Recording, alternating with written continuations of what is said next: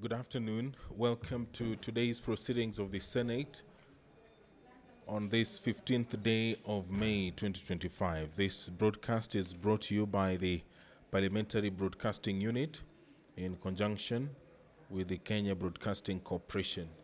My name is Edward Kabasa. We'll take a look at the order of business this afternoon.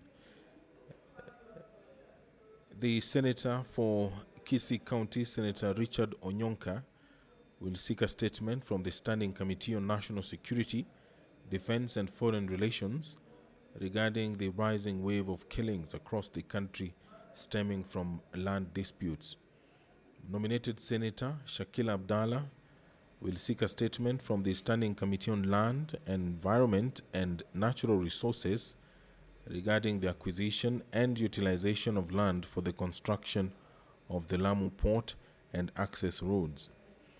The Chairperson, Standing Committee on Roads, Transportation and Housing, will make a statement relating to the activities of the committee for the period January to April 2025. The Chairperson, County Public Investments and Special Funds Committee, will also make a statement relating to the activities of the committee for the period between January and April 2025. And also the Chairperson, the Committee on Delegated Legislation, will make a statement relating to the activities of the committee for the period January to April 2025. Also this afternoon,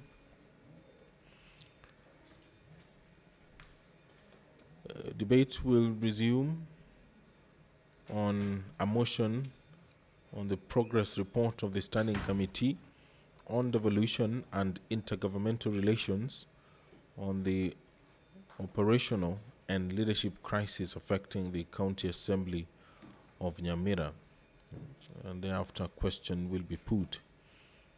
The division of the provision of sanitary thermals bill, Senate Bills number 7 of 2024, will be debated. This is for the second reading. The Sports Amendment Bill, Senate Bills number 33 of 2024, will also be debated. This bill is courtesy of the Senator for Nairobi County, Senator Edwin Sifuna. The debate on this bill had already begun before it was interrupted on 17th of April 2025. The Sports Amendment number 2 bill, Senate Bills number 45 of 2024, will also be debated. This bill is courtesy of the Senators Tom Ojienda and Senator Raphael Chimera. In the Committee of the Whole, there are a number of bills which will be considered. Among them, the Early Childhood Education Amendment Bill, Senate Bills number 54 of 2023, the Local Content Bill, Senate Bills number 50 of 2023, the Street Vendors Protection of Livelihood Bill, Senate Bills number 41 of 2023. Those three bills will be debated in the Committee of the Whole House, and thereafter debate will resume on the Creative Economy Support Bill, Senate Bills number 30 of 2024. This bill is courtesy of the Senator for Migori County, Senator Eddie Okech. Also in the order of business this afternoon is a motion by the Chairperson, Standing Committee on Health. It's on consideration of the report of the Standing Committee on Health on a petition to the Senate by Ms. Mercy Jepchirchir regarding alleged medical negligence and staff incompetence which led to the death of Ms. Anita Jepkorir at the Moi Teaching and Referral Hospital. There are 4 bills that have been lined up for debate for the second reading. Among them, the Public Finance Management Amendment number 4 Bill, National Assembly Bills number 45 of 2024, the Office of the County Attorney Amendment Bill, Senate Bills number 47 of 2024, the County Government Laws Amendment Bill, Senate Bills number 52 of 2024, and the Business Laws Amendment Bill, Senate Bills number 51 of 2024. Those bills have been lined up for debate for the second reading as per the order paper this afternoon that is also available on the Parliament of Kenya website that you can access. The Chairperson, Standing Committee on Health, will move a motion on the report of the Standing Committee on the county oversight and networking engagements to Taita Taveta, Mombasa, and Kwale counties. The Chairperson, Standing Committee on Health, will also move a motion on the report of the Standing Committee on the inspection tour of health facilities in West Pokot, Trans Nzoia, and Turkana counties. If you're just joining us, these are live pictures from the Senate chamber where the Speaker of the Senate is walking into the chamber to oversee the business of the Senate this afternoon. My name is Edward Kabasa. Enjoy your viewing. Na tuombe. Mwenyezi Mungu, twakusihi ututazame kwa neema nyingi na baraka, sisi watumishi wako ambao umeridhika kutuita kwa nyadhifa za uongozi katika jamhuri hii yetu. Twakuomba utuwajalie tuyatende na kufikiria mambo yote atakayofikishwa mbele yetu kwa njia ya haki na uaminifu, ili kustawisha amani, ufanisi na heri ya nchi yetu na wale ambao haja zao umezikabidhi mikononi mwetu. Amen.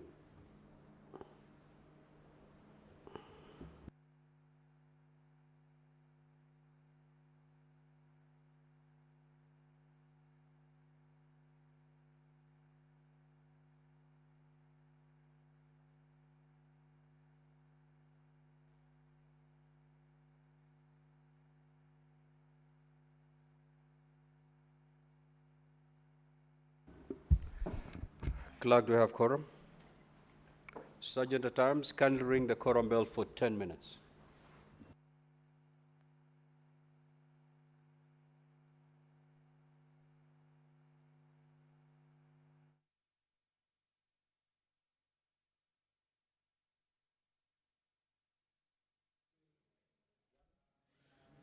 The Chairperson, Standing Committee on Energy, will move a motion on the report of the Standing Committee on the county oversight and networking engagements in Wajir County, that the Senate adopts the report of the Standing Committee on Energy on the county oversight and networking engagements in Wajir County laid on the table of the Senate on Thursday, 17th of April, 2025.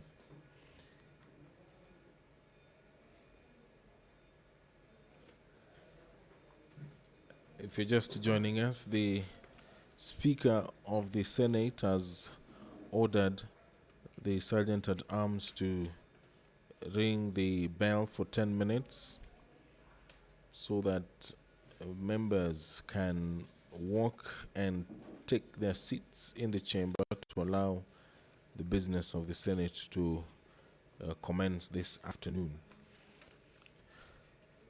The Senator for Kisii County, Senator Richard Onyonka, will seek a statement from the Standing Committee on National Security, Defense and Foreign Relations regarding the rising wave of killings across the country stemming from land disputes.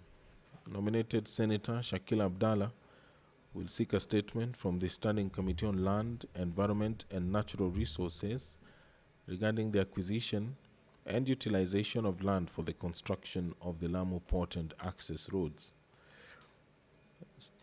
Pursuant to Standing Order 56, Part 1B, the Chairperson, Standing Committee on Roads, Transportation and Housing will make a statement relating to the activities of the committee for the period January to April. The Chairperson, County Public Investments and Special Funds Committee will also make a statement relating to the activities of the committee for the same period. And the Chairperson, Standing Committee on Delegated Legislation will also make a statement relating to the activities of the committee for the period January to April 2025. The Senate Majority Leader will issue a statement on the business of the Senate for the week commencing Tuesday, 20th May 2025.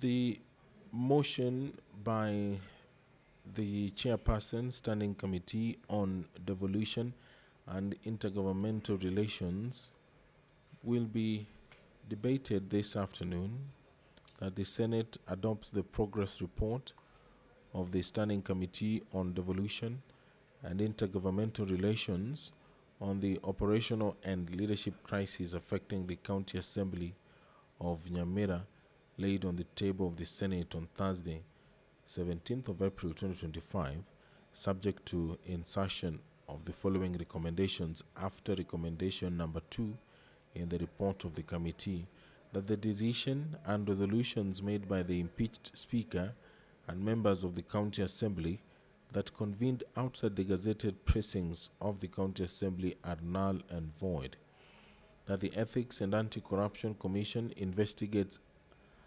appropriation and spending of public resources by the impeached Speaker and a group of members of the County Assembly that held meetings outside the gazetted precincts of the County Assembly, and that the Clerk of the County Assembly surcharges and recovers all allowances and funds paid to the impeached Speaker and the group of members of the County Assembly who conducted business outside the gazetted precincts of the County Assembly. This motion is on the progress report of the Standing Committee on Devolution and Intergovernmental Relations on the operational and leadership crisis affecting the County Assembly of Nyamira. The Provision of Sanitary Towels Bill, Senate Bills number 7 of 2024, is at Order 9, and debate will resume for the second reading. The senators debated this bill last on 16th of April 2025. Debate will also resume on the Sports Amendment Bill, Senate Bills number 33 of 2024, and the Sports Amendment number 2 Bill, Senate Bills number 45 of 2024, and thereafter division will follow.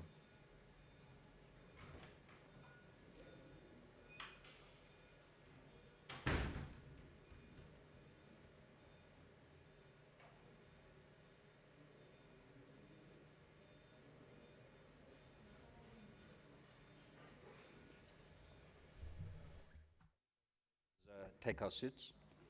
We have quorum now, so we'll proceed with the afternoon's business. Clerk, proceed to call the first order, please. Order number 1, administration of oath.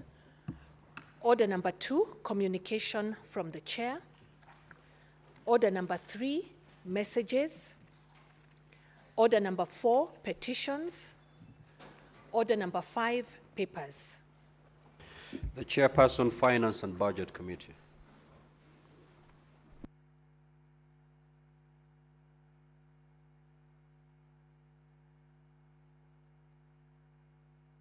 Speaker, sir, I beg on behalf of the Chairman of the Budget and Finance Committee of the Senate to lay the following paper on the table of this Senate today, 15th of May, 2025, being the report of the Standing Committee on Finance and Budget on the Division of Revenue Bill 2025, National Assembly's Bills number 10 of 2025.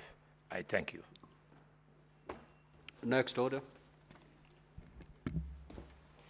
Order number 6, notices of motion. The Chairperson, Standing Committee on JLAC.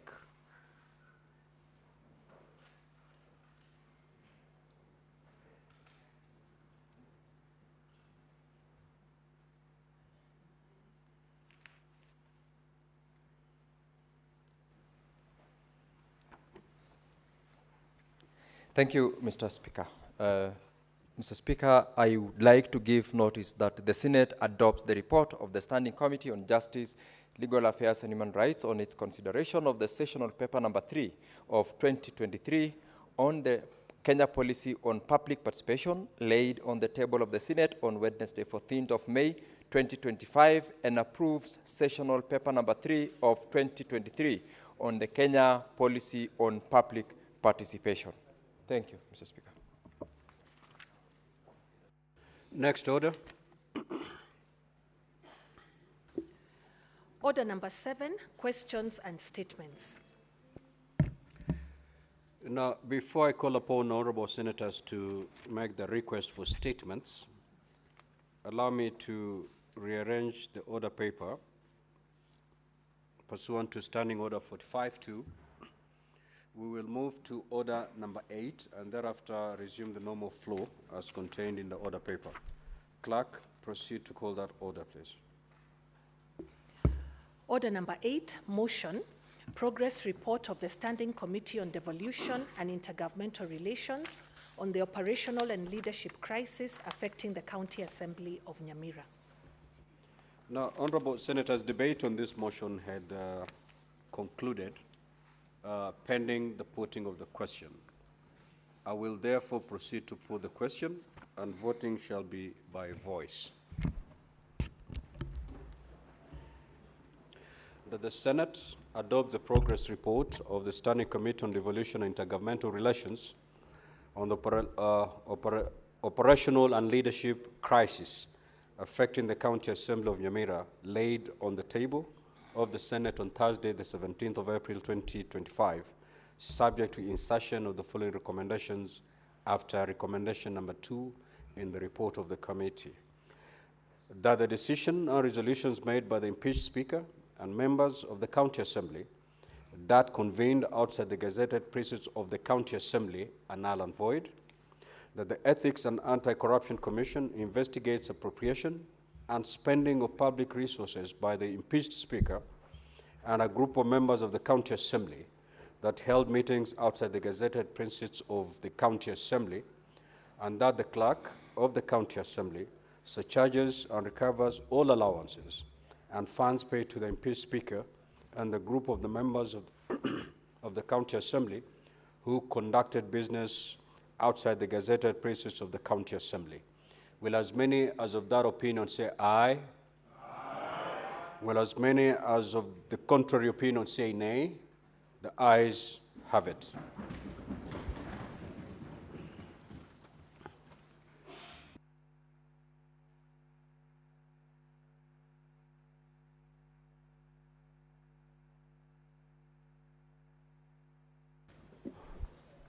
Honorable senators, before we resume the order on question and statements, allow me to make this communication. Honorable senators, Fatuma Dulo, honorable senator, please take your seat. I would like to acknowledge the presence in the public gallery this afternoon a visiting delegation from the National Youth Service Engineering Institute. The delegation comprises 1 unit commander, 3 teaching staff, and 50 student leaders who are in the Senate for a 1-day academic exposition.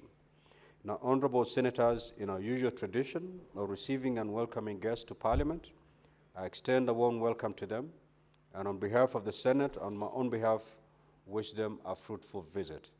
I will ask the Majority Whip to extend a word of welcome. That to be done under 1 minute. You may proceed, Senator for Kakamega. Thank you, Mr. Speaker. Mr. Speaker, it is so nice to see these young people in the Senate this afternoon, especially coming under the umbrella of the the National Youth Service of Kenya, which to some people it means children who are undergoing training in specialties that are not very competitive amongst children who do very well in school. That they are here for engineering, Mr. Speaker, is something we must applaud, and I wish to welcome them and encourage them and wish them well. Thank you. Thank you, Majority Whip. I will now call upon the Senator Fernande to proceed to substantiate the claims he made pursuant to a communication that I made on Tuesday. You may proceed to substantiate, Honorable Senator. Mr. Speaker, thank you for indulgence. I wish to withdraw and apologize. Since the Education Committee, I can further use the Education Committee way. I thank you for your indulgence. I withdraw and apologize. Thank you, Honorable Senator. We now proceed to the statements and questions. The Honorable Senator for Kisii County, Senator Richard Onyonka.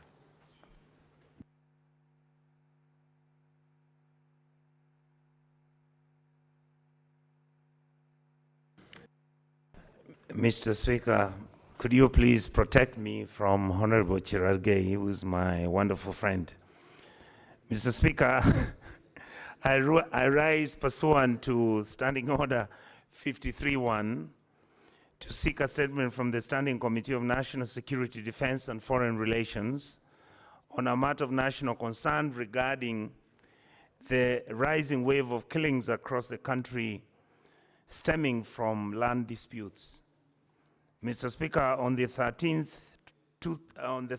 April 2025, 5 members of a family were brutally murdered in a place called Metembe Village, Masaba Sub-County, Kisii County. Their homes were torched in a retaliatory mob attack rooted on a long-standing land conflict between the two. Two other family members narrowly escaped death. Another family in Kisii County is also under threat. According to OB number 0513-2025 at Nyabasibi Police Station, Mr. Evans Obiero, his wife Kerubo, and 3 children have fled their home after receiving death threats from armed gangs over polygamy-related land dispute.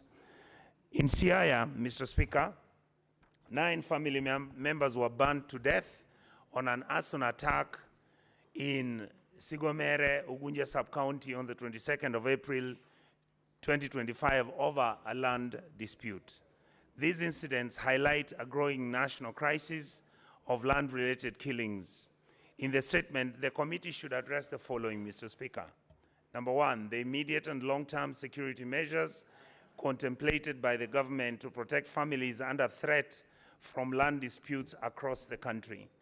Number 2, state the progress made in investigating and the prosecution of perpetrators involved in the recent killings in Kisii and Siaya counties and the reasons for the slow or inadequate response by local law enforcement in the affected areas despite these formal reports having been launched. Number 3, whether the government could consider forming a national task force or commission to address the root causes of these recurring events and now deadly land-related conflicts. Finally, Mr. Speaker, number 4, what policy interventions are going to be put in place by the government to facilitate more mediation and more conflict resolution, particularly on such events which are polygamy-related and linked because of inheritance disputes, particularly in the rural and densely populated counties of our country. Thank you, Mr. Speaker.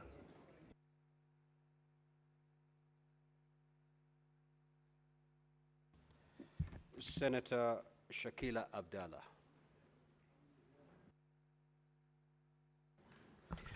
Thank you, Mr. Speaker.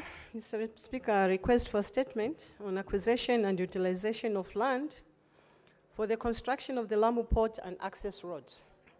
Mr. Speaker, sir, I rise pursuant to the Standing Order 53-1 to seek a statement from the Standing Committee on Lands, Environment and Natural Resources on a matter of county-wide concern regarding the acquisition and utilization of land for the construction of Lamu Port and its associated access roads.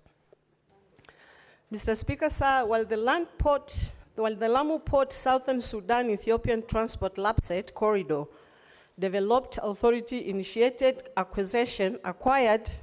initially acquired 390 acres, 1.3 kilometers square, for the construction of the Lamu Port and compensated the project affected persons for this parcel. LAPSSET now controls an expanded area of 2,840 hectares, a portion of which land is being used by the Kenyan Navy, where the residents are facing eviction despite unclear acquisition processes.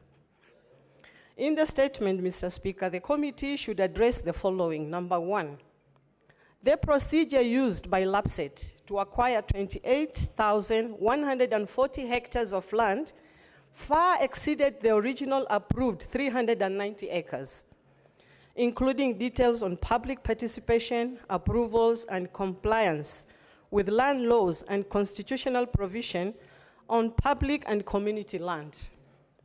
Number two, Mr. Speaker, whether the residents who occupied the 28,140 hectares have been compensated, including the respective amount paid, and if not, the timeline for such compensation, consideration that most of the evictees are farmers whose livelihoods was disrupted.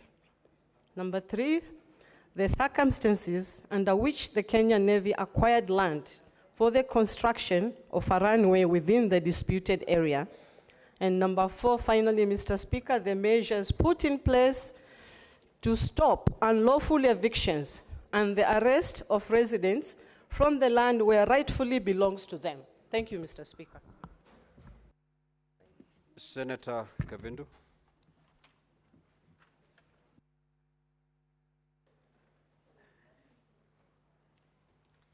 Thank you, Mr. Speaker, for giving me this opportunity to read a statement on the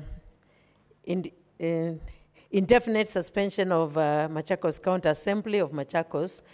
Mr. Speaker, I arise pursuant to Standing Order 53-1 to seek a statement from the Standing Committee of Devolution and Intergovernmental Relations regarding the indefinite suspension of plenary and committee operations of the County Assembly of Machakos.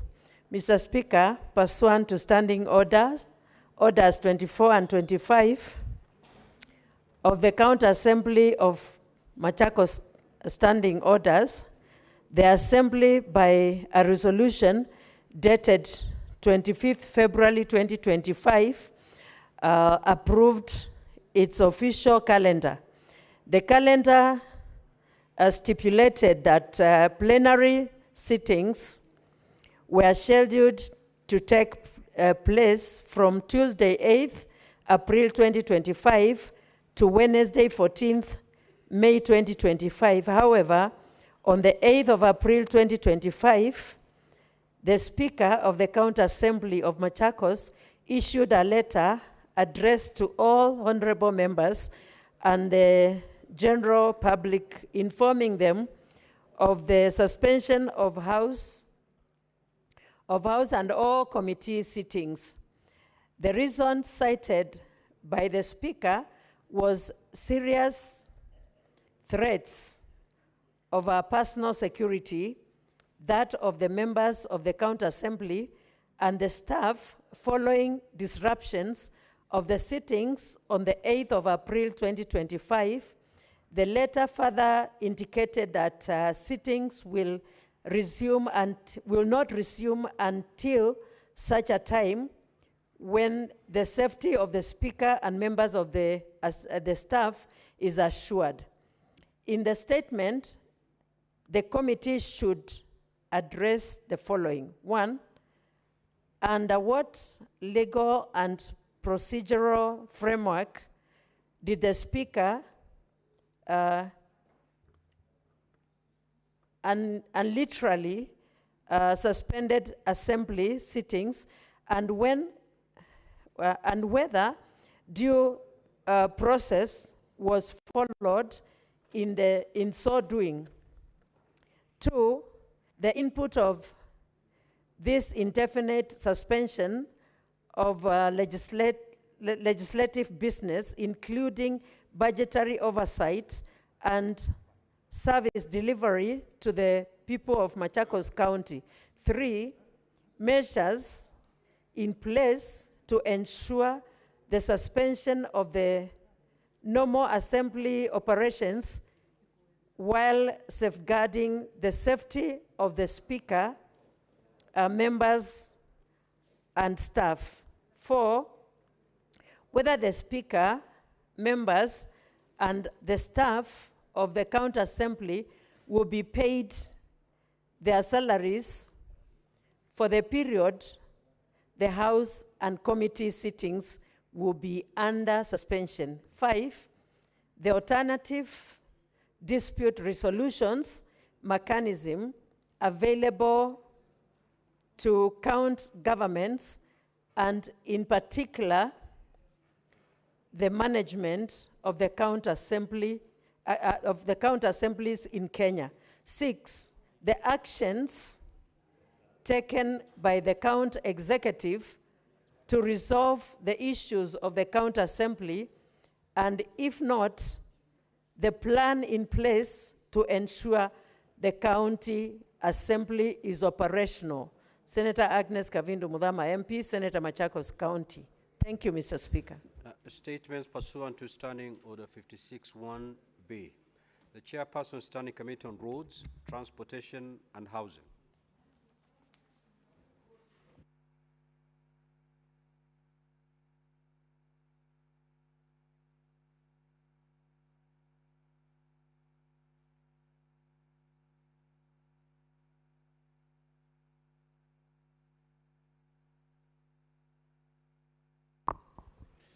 Mr. Speaker, sir, I rise pursuant to Standing Order 56-1B to make a statement on the activities of the Standing Committee on Roads, Transportation and Housing for the period commencing 1st January 2025 to 30th April 2025.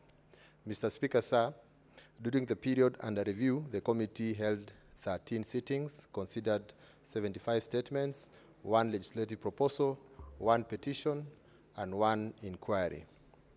During the period, a total of 75 statements that were before the committee were considered and concluded. The committee is currently considering 26 statements and will share responses with the respective senators who had sought them once are received from the government agencies and the county governments. In undertaking its mandate and to comprehensively address the work before it, the committee met with several governors, including the governor of Bungoma County, to seek clarifications on a statement sought by Senator David Wakoli, MP, regarding construction of a bypass from the junction of Sagalo to Kandui in Bungoma, and the governor of Nairobi County, the governor of Nairobi City County to deliberate on the inquiry into the urban regeneration and renewal programs of the county government of Nairobi. The committee further engaged the representatives of the various estates earmarked for urban regeneration and will table the report upon conclusion of the inquiry. The committee also held a meeting with the governor of Mombasa County as a follow-up on the status of implementation of the Senate resolutions regarding the allocation of houses to former tenants of Buxton Estate, and is scheduled to undertake a fact visit to Buxton Estate to ascertain the presentations made by the governor regarding how the developed houses have been allocated to the former tenants. Mr. Speaker, sir, the committee considered the budget policy statement 2025 and held consultative meetings with the ministries, departments, and agencies under its mandate and made the various recommendations. This included, among other things, sharing of expected proceeds of the road levy fund for the financial year 2025-2026 to take into account transfer for county towards maintenance and rehabilitation of county roads to a total of Kenya shillings 13.9 billion as conditional allocations. The committee is currently considering a petition regarding the compensation for sugar cane crop damaged by the Department of Public Works, Roads, Energy and Transportation in Pap Oriang, Siaya County, and will table a report on the matter. Mr. Speaker, sir, in this period, as part of the parliamentary diplomacy, the committee undertook a visit to the East African community in Arusha, Tanzania, on a familiarization visit of the infrastructure projects and programs currently under implementation in Tanzania by the EAC. Mr. Speaker, sir, the committee faced the following challenges which delayed conclusion of legislative business before it. 1, delayed response to statements, petitions, and inquiries from the government agencies, and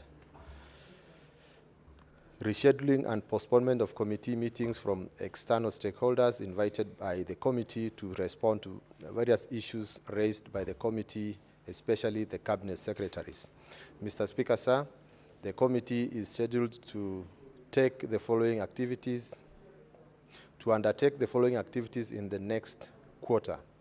1, to invite governors for meetings to appraise the committee on the status of roads developed in the counties, and to undertake visits to the various affordable housing projects in the country.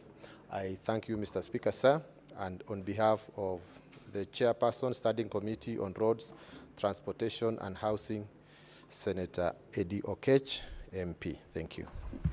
The Chairperson, County Public Investment Special Funds Committee.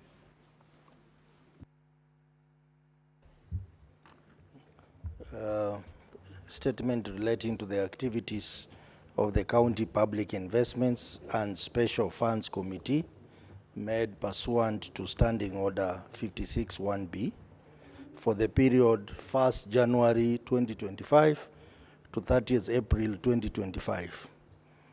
Honorable Speaker, I rise pursuant to Standing Order 56-1B to make a statement on the activities of the County Public Investments and Special Funds Committee for the period commencing 1st January 2025 to 30th April 2025. Honorable Speaker, during the period under review, the committee faced a challenge regarding the court ruling on the timelines under Article 229, but however, the committee in the circumstances held a total of 26 sittings within and outside the precincts of Parliament to consider the matters within its mandate. The meetings included regular meetings to consider Auditor General's report on municipalities, hospitals, and water companies for the financial year 2023-2024 within counties. Honorable Speaker, during the period under review, the committee has examined audit report for the following county entities. Kilifi County, the entities are Kilifi Water and Sanitation Company Limited, Malindi Water and Sanitation Company Limited, Kilifi Municipality, Malindi Municipality. Taita Taveta, the entities Tavevo Water and Sanitation Company Limited, Mwatate Municipality, Voi Municipality. Nandi County, the entities are Nandi Water and Sanitation Company Limited, Kapsabet County Referral Hospital, and Kapsabet Municipality. Wajir County, Wajir Water and Sanitation Company Limited, Wajir County Referral Hospital, and Wajir Municipality. Muranga County, Muranga Water and Sanitation Company Limited, Muranga South Water and Sanitation Company Limited, Kahuti Water and Sanitation Company Limited, Gatamathi Water and Sanitation Company Limited, Gatanga Community Water Scheme, and Muranga Municipality. Makueni, Makueni Makindu Water and Sanitation Company Limited, Mbooni Water and Sanitation Company Limited, Wote Water and Sanitation Company Limited, and Wote Municipality. Mr. Speaker, the list is long, but the counties, the additional counties are Lamu, Nyamira, Elgeyo Marakwet, Kwale, Kisii, Samburu, Busia, Tana River, Uasin Gishu, Kakamega, Trans Nzoia, Laikipia, Bomet, Homa Bay, and Vihiga County. During the interaction with the executives of the aforementioned counties, the committee observed numerous cross-cutting issues impacting on the operations of various entities. The findings are comprehensively detailed in the reports that have been tabled and adopted by the House on the 27th March 2025. Honorable Speaker, the committee tabled reports on 17 municipalities, 5 hospitals, and 16 water companies, which were adopted by the House on the 27th March 2025. This report outlined various recommendations that the committee has made aimed at addressing the identified challenges. The committee has further conducted an inspection visit to Kilifi County, Mombasa County, and Kwale County between 22nd of April to 24th of April 2025. Moving forward, we plan to undertake similar visits to all the other remaining counties with a focus on high-risk fiduciary investments facing hospitals, water companies, and municipalities with significant financial vulnerabilities. The committee has further held a stakeholders engagement retreat on the 25th and 26th of April in Mombasa, bringing together the Office of the Auditor General, Control of Budget, Ethics and Corruption Commission. The retreat was aimed at familiarizing the new members with the working relationship between the committee and these independent offices in executing its mandate. The committee has already sent out invitation to the various governors to appear before it, appointed to respond to audit reports raised by the Auditor General on the financial statements of the various investments within the respective counties. Finally, Mr. Speaker, I want to thank you for making a firm directive that the Committee of PAC and PIC should continue with their work despite the ruling that was issued by the court appearing to derail that process. We are continuing very well, and witnesses are appearing before us. I think governors are very keen to have political accountability, and I think it's a good thing, Mr. Speaker. Thank you. I submit the report. Statement pursuant to Standing Order 57-1, the Senate Majority Leader.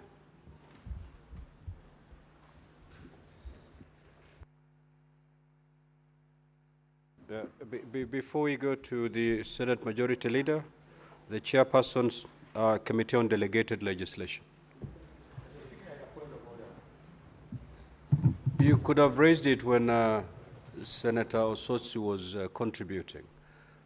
It certainly cannot be a point of order.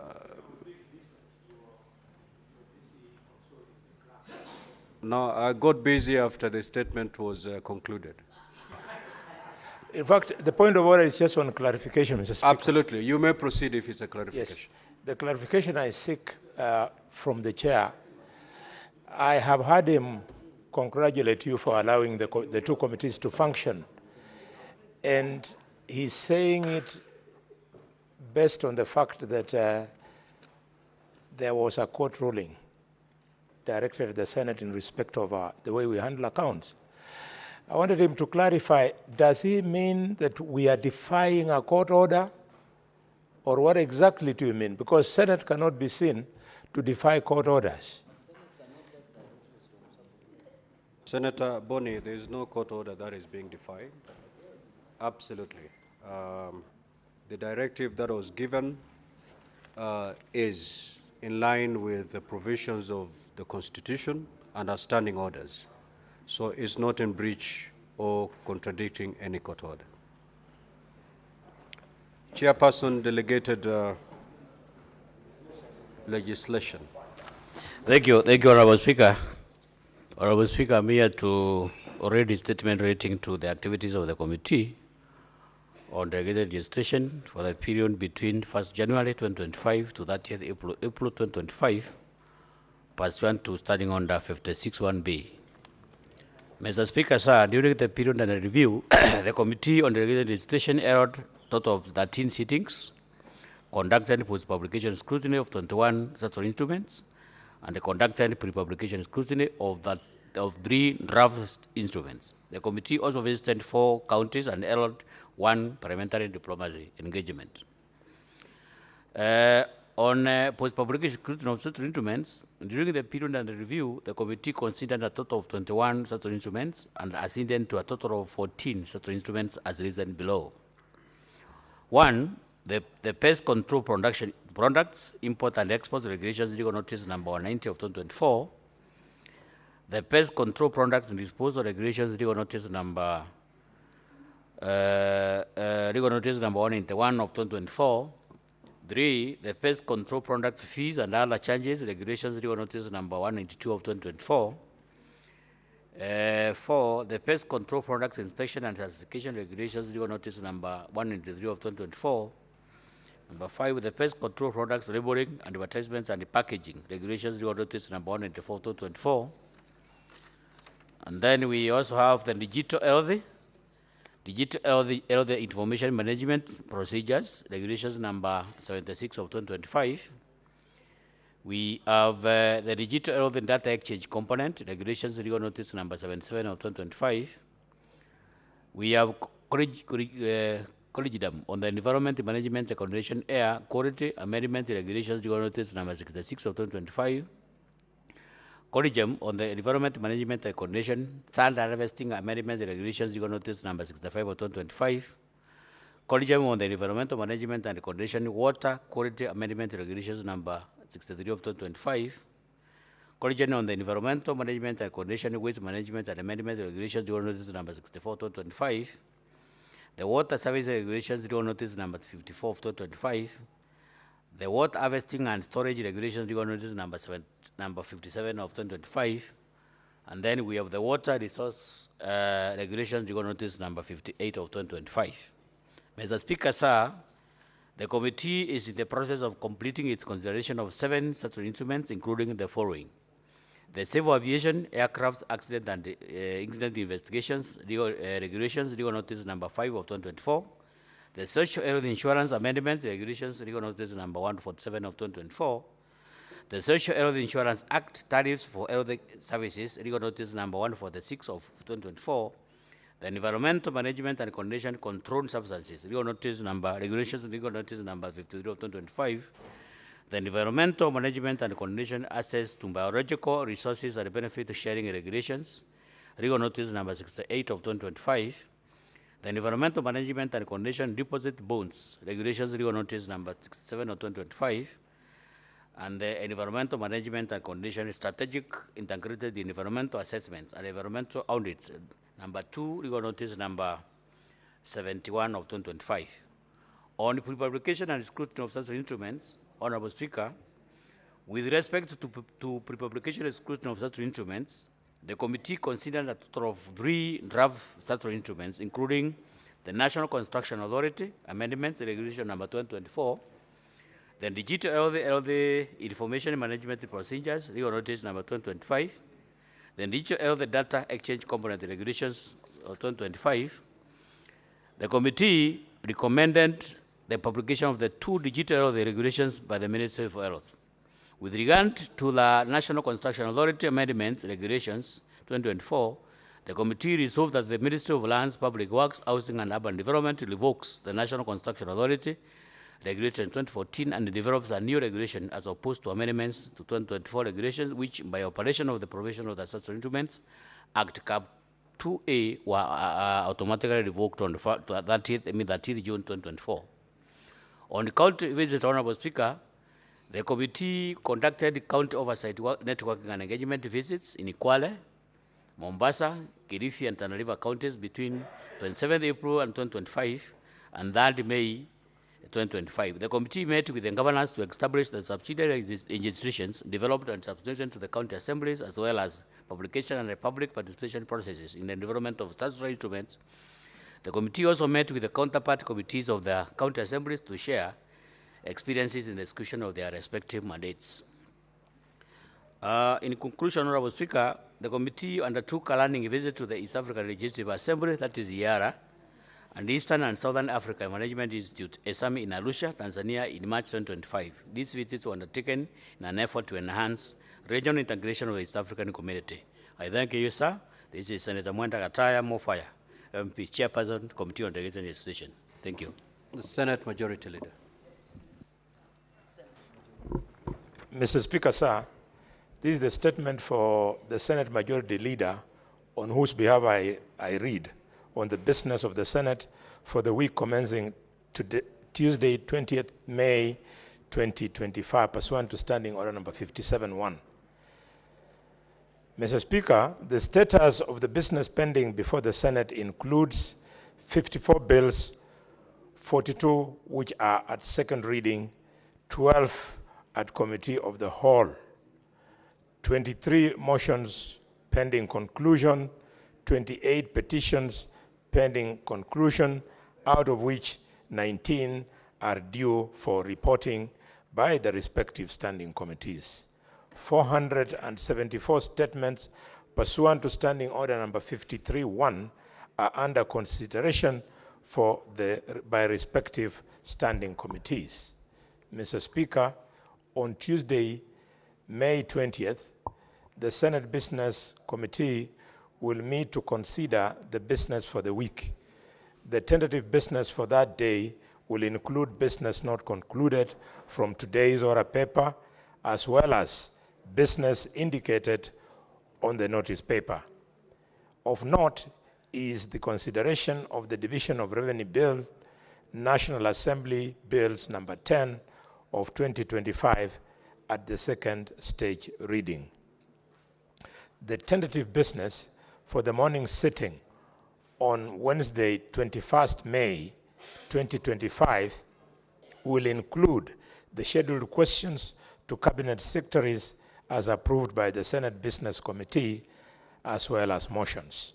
The questions scheduled include question 34 to the National Treasury by Senator Enoch Wambua, CBS MP, question 35 to the National Treasury by Senator James Murango MP, question 48 to the National Treasury by Senator Professor Thomas Ojienda, Senior Counsel MP, question 79 to the National Treasury by Senator Karen Nyamu MP, question number 50 to the Ministry of Gender, Culture and Arts Heritage by Senator Catherine Muma, question 76 to the Cabinet Secretary, Ministry of Gender, Arts and Heritage by Professor Tom Ojienda, Senior Counsel MP, and finally question 66 to the Ministry of Tourism and Wildlife by Senator Joyce Korir, CBS MP. The tentative business for the afternoon sitting on 21st of May, Wednesday, 2025, will include business not concluded in the Tuesday's morning order paper and the following. 1, in respect of bills at the second reading will be the County Government's Bill, Amendment Procedure Bill, the County Government's Bill number 39, the Labor Migration Management Bill, the Street Naming and Property Addressing System Bill, and B, bills at the Committee of the Whole, the Cooperative Societies Bill, the Public Fundraisings Bill, the Heritage and Museums Bill, the Environment Laws Amendment Bill, the County Library Services Bill, and the Statutory Instruments Amendment Bill. And C, there are motions which include report of the Standing Committee on Division and Intergovernmental Relations on its inquiries into the state of markets in Vihiga and Bungoma counties, arising from a statement that was sought by Senator Godfrey Osotsi MP and Senator David Wakoli MP. And two, the motion on the progress of report of the Standing Committee on National Cohesion, Equal Opportunity and Regional Integration into an inquiry on the diversity and inclusivity in the staff composition of state agencies in Kenya.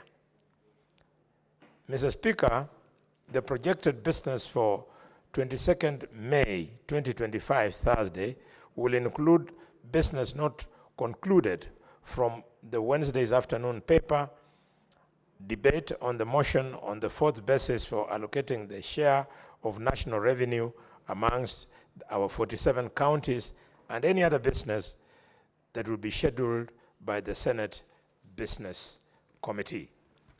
Mr. Speaker, sir, I thank you and hereby do lay the said statement on the table. Senator Hamida Kibwana.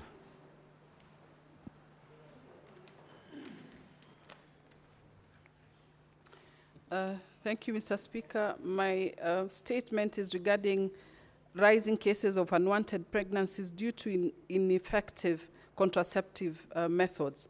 Mr. Speaker, sir, I rise pursuant to Standing Order 52.1 to make a statement on a matter of national concern regarding the rising incident of unintended pregnancies and abortion-related complications, largely attributed to ineffective contraceptive methods and gaps in reproductive health care services.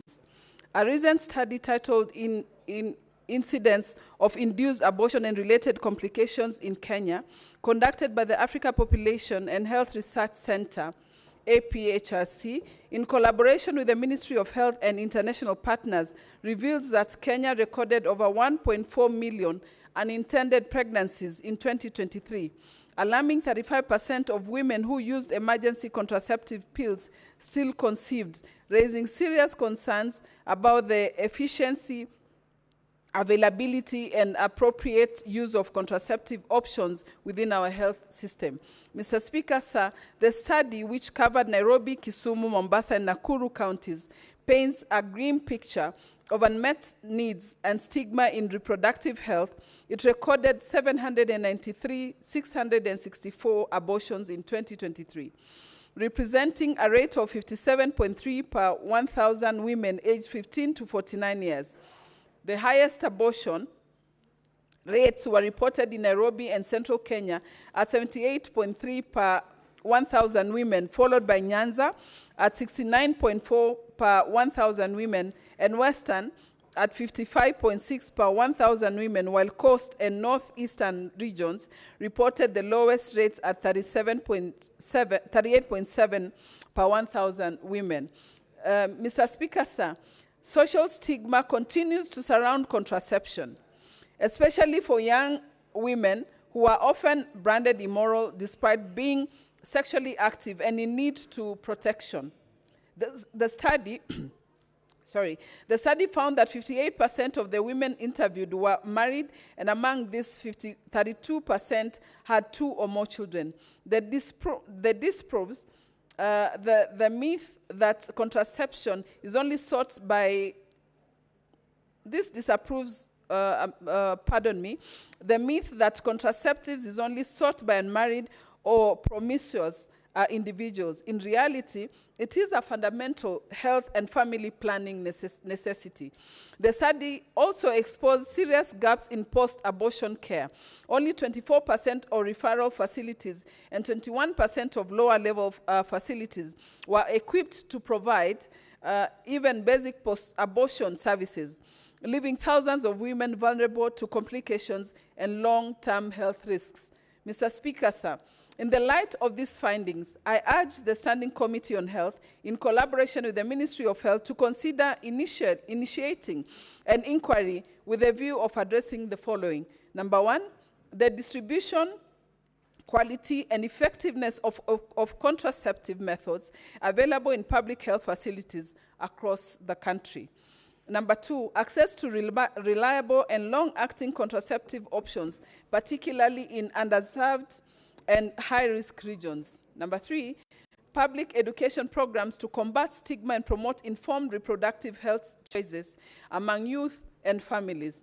Finally, the availability of comprehensive post-abortion care in public health facilities, including staff training and improved supply chains for critical services. Protecting the reproductive rights and health of women and girls is not optional. It is national imperative. We must act urgently to address this crisis and strengthen our reproductive healthcare systems, address this crisis and strengthen our reproductive healthcare systems. I thank you, Mr. Speaker. Before we move to comments on these statements, I'll call upon the chairperson, Agriculture, to lay a paper on the table.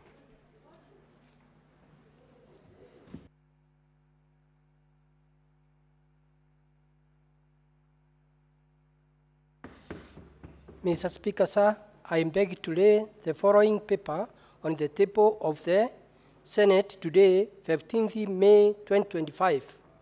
The report of the Standing Committee on Agriculture, Livestock, Advisories on the consideration of National Assembly amendment to the COVID Bill 2023, Senate Bills number 10 of 2023.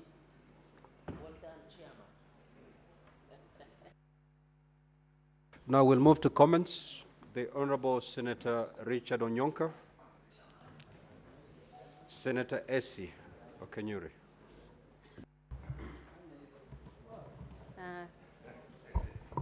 Thank you, Mr. Speaker.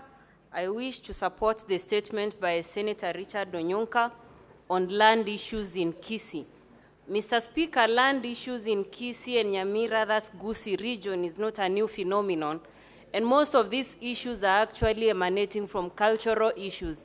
Mr. Speaker, even when such cases actually drag all the way to court, some have taken 10 to 15 years.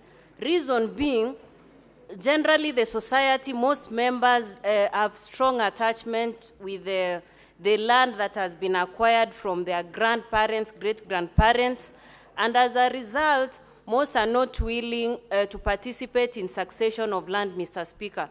So I feel the ministry needs to work closely, especially with the land registrars, to conduct civic education on why succession needs to be done earlier, so that we don't have cases which are dragging in court, Mr. Speaker, and in some instances, we see people who are putting injunctions in court to even bar dead bodies from being buried, Mr. Speaker. And largely this is affecting women because women are being married to those families. Some are not able to accept that they're already part of those family institutions, Mr. Speaker. So this statement by Senator Onyonka is very timely, and it calls for the ministry, the land ministry, to take this issue seriously so that we sensitize our people on why succession processes need to begin earlier, on why they need to report some of these challenges before they get out of hand, Mr. Speaker. I support that statement. Thank you. Senator Beatrice Akinyi. Thank you, Honorable Speaker. Honorable Speaker, I want to support the statement by Senator Shakila Abdallah. This is a statement on the acquisition and utilization of land for the construction of the LAPSET project, Honorable Speaker. Honorable Speaker, the issue of compensation has been a nagging problem, especially with government agencies, Honorable Speaker. The question we keep on asking ourselves, Mr. Speaker, sir, is why does the government put in a request or a need for land and then fail to put a budget for the same compensation of land, Honorable Speaker? This is a process that really disadvantages the landowners, Honorable Speaker, because they are given notices to leave. The projects are initiated, Honorable Speaker. The projects sometimes get completed even before members of the public are compensated, Honorable Speaker. The most outstanding issue in this case, Honorable Speaker, is that a requirement, an initial acquisition was made of 390 acres, Honorable Speaker, but they ended up using 28,000 HA of land, Honorable Speaker. So how do they then make use of land that they have not even been paid for? Honorable Speaker, it is on this same floor that I've indicated in the past that there are even a number of markets in this country. One of them is in my county called Kodumba Market, Honorable Speaker.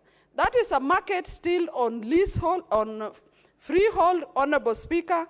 The members, the owners of this land were never compensated, but the government and the county government, my county government, even collects cess from that land, Honorable Speaker. To me, this is an injustice to the people of Kenya, and particularly, Honorable Speaker, this LAPSET project, Honorable Speaker, there has been use of so much money. Why they use this land of these people and they never compensated, Honorable Speaker, is unfair. So I support that the land owners must be compensated not only for the land, but for even the property that was on that land. Honorable Speaker, I support. Senator Newt. Thank you, Mr. Speaker. I rise to support or to comment on the statement raised by Senator Agnes Modama about suspension of the sittings of the County Assembly of Machakos. And Mr. Speaker, this concerns me because yesterday we were dealing again with the case of Nyamira County where we have two parallel assemblies sitting.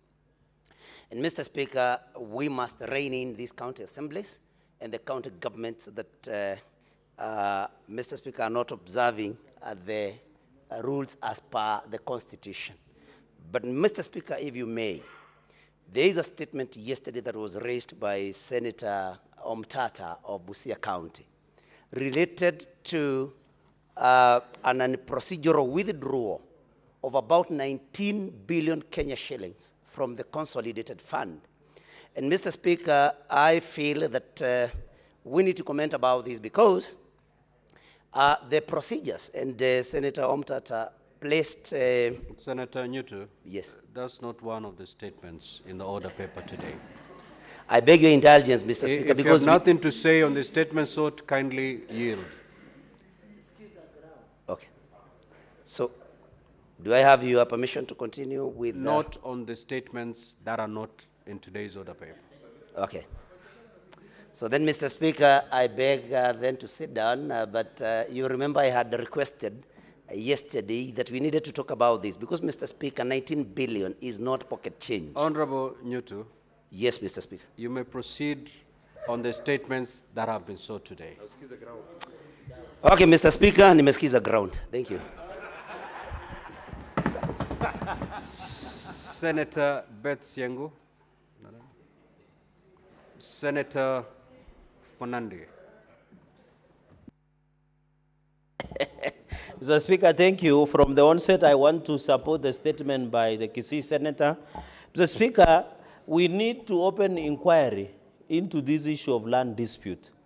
Mr. Speaker, you remember almost 6 people were killed in Angata Baragoi in Narok County. Up to today, Up to today, Mr. Speaker, it's so sad that those people have been buried and forgotten. No one has been arrested.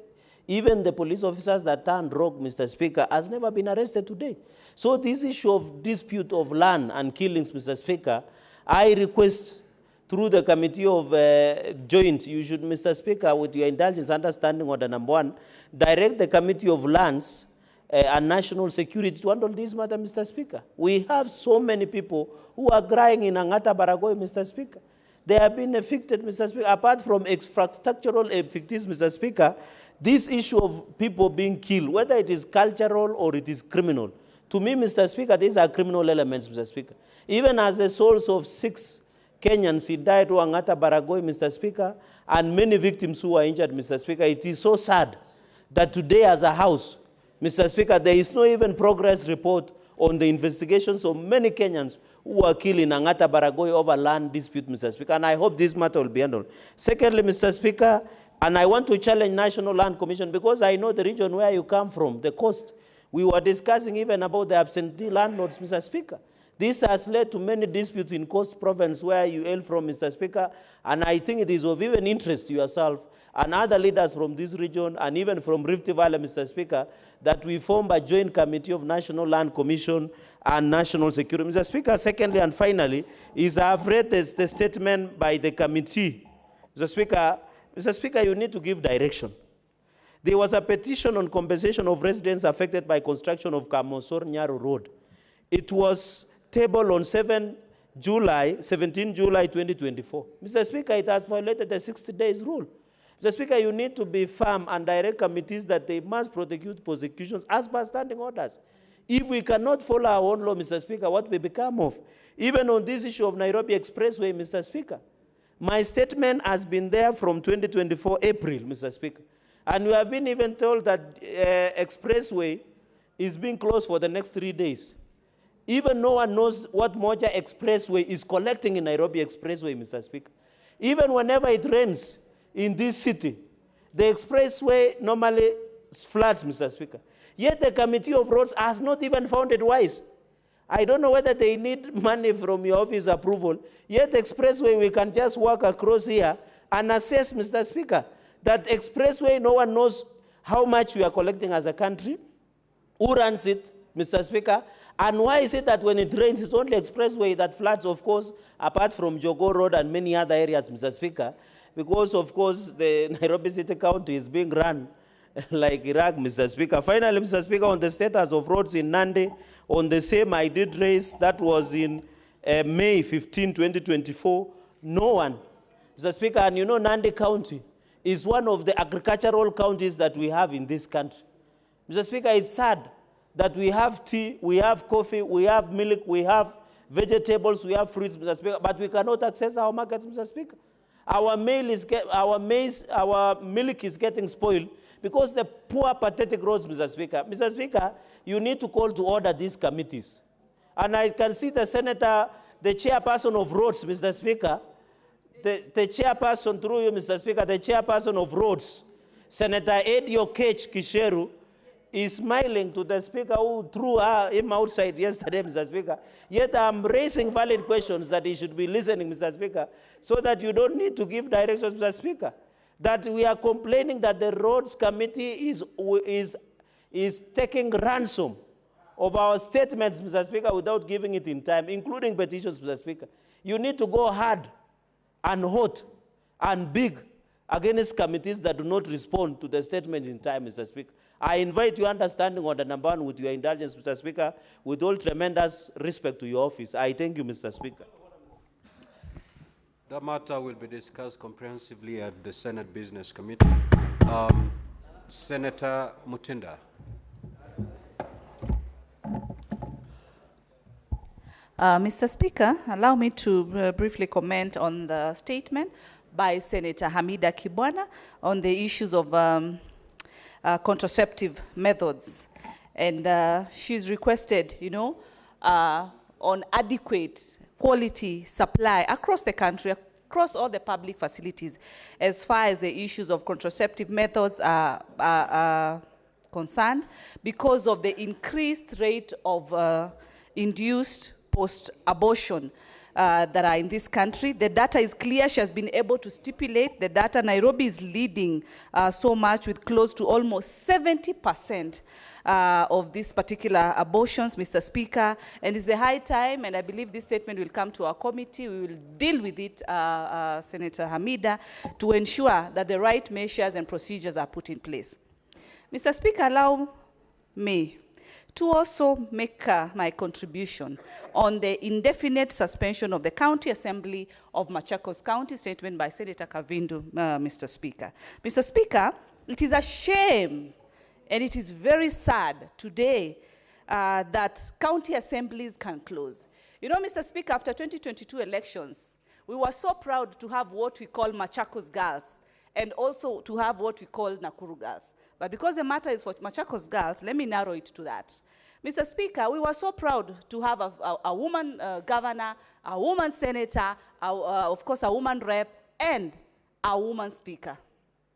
And at the as we speak right now, with that beautiful leadership the way it has been, of course, now it has now turned into difficult political issues to a point that the speaker has to direct that the county closes or adjourns indefinitely, citing threats to her life and to the life of the other members of the county assembly, definitely the ones who are opposing to her impeachment. I would want to ask the leadership of Machakos County. This is a shame to women leadership. It is a high time that they should be able to sit down, resolve their political differences, and offer the services to the people of Machakos, Mr. Speaker. Mr. Speaker, where I sit as the Vice Chair of Finance and Budget, as we speak, we've suggested 465 billion through the BPS. And this money is definitely, for Machakos County, I guess they are taking about 9.5 billion. So definitely they will be getting more money. If the people of if the County Assembly of Machakos County cannot pass their budgets, how are they going to ensure that they're going to offer services to the people of Machakos County who elected them and ensured they're in those offices? They are still earning salaries, and they have adjourned their sessions, and they had a calendar which was well stipulated that was to go up to the 14th of May, Mr. Speaker. It is wrong. It is wrong whereby the Mwananchi suffers because of political issues. Those women, those leaders who are women, the governor, the women rep, the senator, the speaker of that particular county assembly should show leadership, come together, and resolve the political issues that are in that place. And I don't see why she should be impeached, Mr. Speaker, because now look at where these issues have gone to. With those few and many, Mr. Speaker, I submit.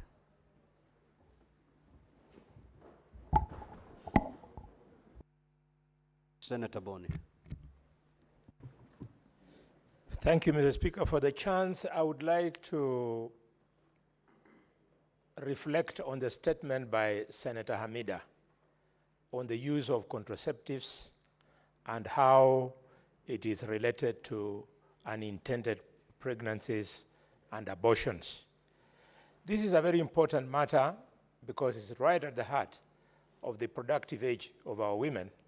And without reproductive women, there can be no country called Kenya 10 to 20 years from now. Mr. Speaker, I therefore would like to appeal to the senator to consider using her resources and office so that access to contraceptives is not misused and abused and misunderstood. Contraception by way of the modern methods is something which is foreign to us. And the owners of those methods had an original intention of controlling the populations of the Black Africa. And therefore, we must, as we allow our women access to these contraceptives, accompany it with adequate education. I firmly believe that a woman who should take contraceptives should have a minimum of 3 children to start with. And number 2, that the traditional methods running from cultural rights to family care should be able to help girls not get the so-called unintended pregnancies. Finally, on this very important issue, the issue of post-abortion care. Mr. Speaker, 18 counties today, as we speak this afternoon, Kakamega being one of them, Machakos another one, 18 of them, doctors are on strike. And these children get this abortion every day. And there is the post-abortal care is always an emergency, life-threatening, and can only be handled surgically by a competent doctor. So the fact that there are no doctors, it means that young women are dying in Machakos, dying in Kakamega, dying in the other hospitals of those 18 counties.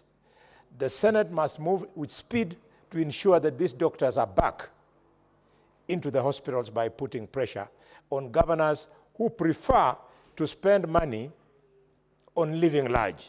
Mr. Speaker, can you imagine the governor of Kakamega doesn't want to pay doctors, and the other day he bought for himself an armored car, Lexus, 54 million shillings. Mr. Speaker, not that he cannot drive that kind of vehicle, but who would want to kill him? I want to assure the governor of Kakamega his life is not under threat. He's wasting our money. Let him use those millions to pay our doctors. We are waiting for him. He's being very unkind. We cannot allow governors to spend money on luxury instead of paying our doctors. I was looking, Mr. Speaker, at the proposed budget estimates, and the government wants to ask us to allow only a paltry 1.7 billion shillings for the doctors who keep on walking around the streets here. That money is not enough to get those doctors back, to address their salaries in arrears, to address their needs for promotion, Mr. Speaker. We require 4 billion. 4 billion shillings, Mr. Speaker, is not too much that we can allow our patients to be dying like animals. Mr. Speaker, that is why the Senate was created. We insist that governors must be called to order. I thank you. Senator Eisenhower.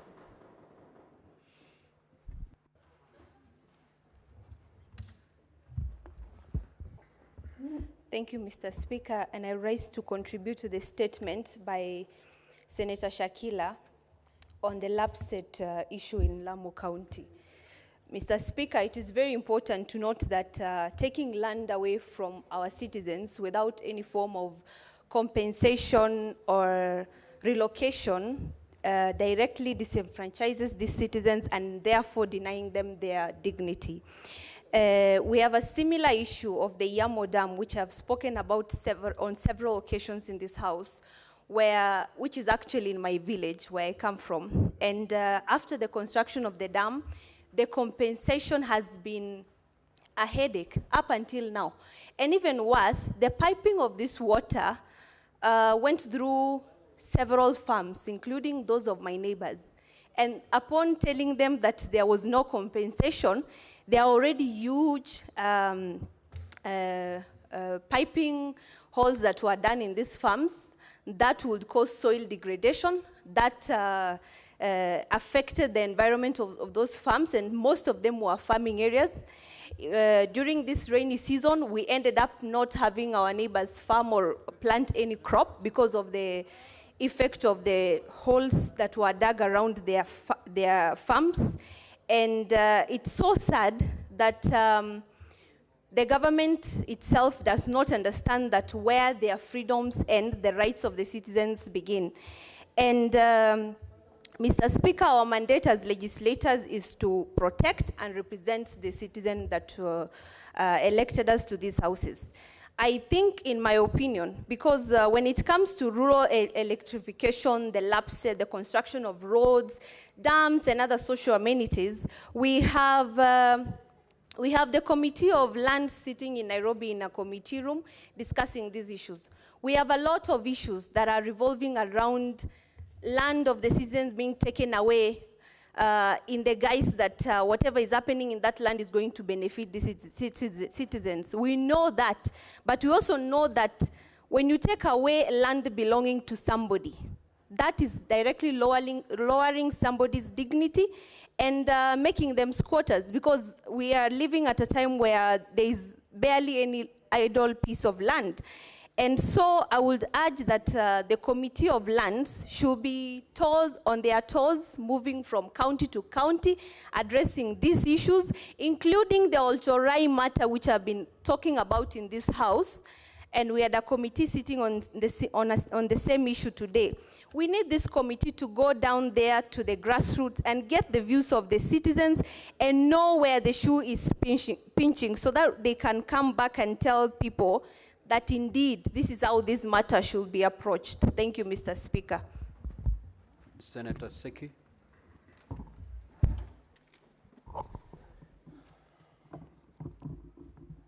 Thank you very much, Honorable Speaker. Let me also take this opportunity to thank and even to agree on the statement sought by Senator Agnes Kavindu from Machakos County. I want to agree on the issues that has been raised in this statement, that we really need to think about what is happening in our counties, especially county assemblies, exactly at this time, Honorable Speaker, where we have county assemblies approving budgets of county executive and the entire county. This is a big threat to the county governments. And this statement has come at the right time when where we want to seek the indulgence of the Committee of Devolution to look at these issues critically. Because maybe there could be some issues of legislative gaps. And these are the things that bringing up the county governments and the county assemblies to bring all these rankles between themselves. And I really wonder, Honorable Speaker, because we had the same problem yesterday, where we had a motion on the issue of Nyamira County, on the same issues that are coming up in our county assemblies. And these are things that we cannot even understand, because there are also laws and there are systems and agencies of government that need to protect devolution. Honorable Speaker, this statement has come at the right time when we have also issues in our county assemblies and even in the Senate itself, where we have issues that is threatening devolution, Honorable Speaker. We remember very well that the functions of county assembly, function of the county governments is being threatened. And this is devolution that is being threatened. We really need to look at it more than how we are looking at it today, or even how we are handling as a Senate. Otherwise, Honorable Speaker, we have a lot of issues that needs to be looked at, because county devolution is being threatened, even by national government, Honorable Speaker, whereby we have issues on roads, we have issues on health, we have issues on education. So many problems that are coming up, which are functions that has been devolved. Honorable Speaker, this Senate, this House, need really to look at it critically on issues that has been affecting devolution, and these are the issues that are rising from the county assemblies, the executive, from the county governments, and even from this House itself. So I think it is a matter of the concern to this House that we look at it critically. Otherwise, thank you very much, Honorable Speaker. Senator Muma. Thank you, Honorable Speaker, for the opportunity to speak to the issue, to the statement by Senator Hamida on the matter of unwanted pregnancies due to ineffective contraception. Honorable Speaker, I have previously spoken on the issue of adolescent health in this country. I have indicated that as a country, the greatest problem we have is the neglect of adolescent girls and boys in this country. Honorable Speaker, the 1.4 million unintended pregnancies is just a result of the negligence that we have.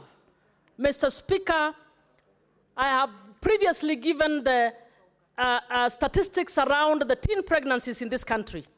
And as at now, between 2016 and now, we have had nearly 1.6 million teen pregnancies in this country. That is young girls who are defiled or who engaged in sexual activity and got pregnant. But now this is the record of the ones who got pregnant and attempted to get rid of those pregnancies. Mr. Speaker, I wish we would look at this issue not in a siloed manner, but as a matter of killing our future. Mr. Speaker, even as we look at the issue of abortion, I don't think the solution here is providing family planning. The issue here is what programs are we putting in place to safeguard the livelihoods of our children. Mr. Speaker, of those who are pregnant, I'd like to tell you we have 150, among them aged 10 and 14 years. Those are going to be mothers. And yet in the Ministry of Education, we have no program on sex education. Mr. Speaker, this information and more information that keeps coming around pregnancies, abortions, is a call to us to stop we're continuing with the policy of no sex education in schools. Mr. Speaker, we need to have sex education in schools. We need our girls and boys to be told the consequences of casual sex. We need our girls and boys to be told we have offenses like defilement, that somebody having sex under the age of 18 is actually criminal in this country. Mr. Speaker, I have taken an interest in the justice sector to find out whether we have 1 million prosecutions of the girls who have been defiled, because those are the pregnancies that we have. Mr. Speaker, we don't even have 100. What does that show? That even our own law about protecting children, we are not interested in implementing. So for this girl who is 14 and is pregnant, she has just been told, give birth and go back to school, or go back to school with your child. Mr. Speaker, this is the biggest problem that we have. If you look at the HIV statistics, the highest transmission rates now are among 14 and 19-year-olds, the same cohort. But we are moving on. We think the biggest problem here is anything else. In my view, the biggest problem in Kenya is the neglect of the adolescent girls and boys. And this is only showing what is happening. How did we end up with 1.4 abortions? Mr. Speaker, is also because our health system is not designed to receive adolescents on their own and take care of them. So what happens? We have, particularly in Nairobi, we have a parallel illegal health system on the streets where girls are getting fake family planning, fake P2 pills, and many of them are actually going to be hurt, and they're going to have infertility problems. Who is peddling this? We have enough fake doctors within our systems purporting to manage adolescents because our health systems are not friendly to adolescent services. Because we have not agreed that within our schools we could have counselors and people who can speak to children about sex education. Because we think within our churches, if we speak to our girls, we are trying to train them the wrong thing. No, what we are doing, we are killing our future. And it's not just the girls. Mr. Speaker, the boys don't get pregnant, but many of them are also being defiled. They are not speaking because our culture has tabooed discussing matters sex. Because it has tabooed, go and find out, and I would like us to just do it even for fun. Go and find out from your nephews, and you'll find out what is happening out there is bad. Mr. Speaker, the biggest crisis as far as I'm concerned is that Kenya has dropped the ball when it comes to the care of its adolescents. And these results will keep coming here one by one. We talk about how many pregnancies. We talk about how many have not gone back to school. We'll talk about how many have procured abortions. And we are not even being told how many died while trying to procure abortion. Mr. Speaker, this is a serious issue. And I'm hoping that this Senate, which I'm calling a courageous Senate, can one of these days have the courage to be able to face religious leaders, top government officials, to tell them adolescents are the future of this nation, and we must put in place the policies that take care of them. GBV is all over. GBV is all over for both boys and girls.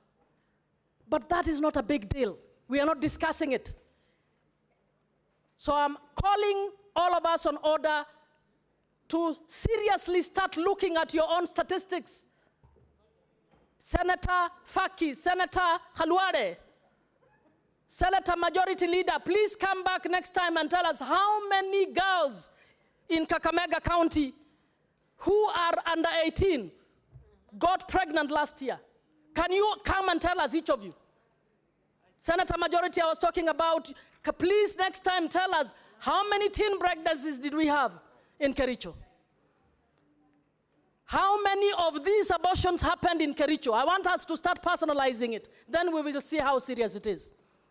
I also want you to go and ask the Minister for Education, how many of the kids who got pregnant are back in school? Last year, I went to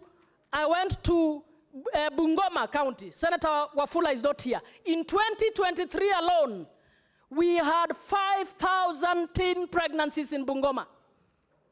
That is how many schools?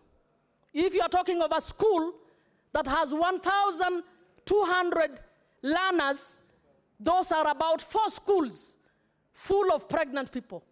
Mr. Speaker, I'd like to thank Senator Hamida for bringing this issue, but it is a big issue that I think we need to start looking at holistically, and we need to ask the committees on health and committees on education to look at it from the lens of adolescents, to look at it from the lens of both boys and girls, to look at it beyond pregnancies and abortions, to look at it as an issue of violence against adolescents.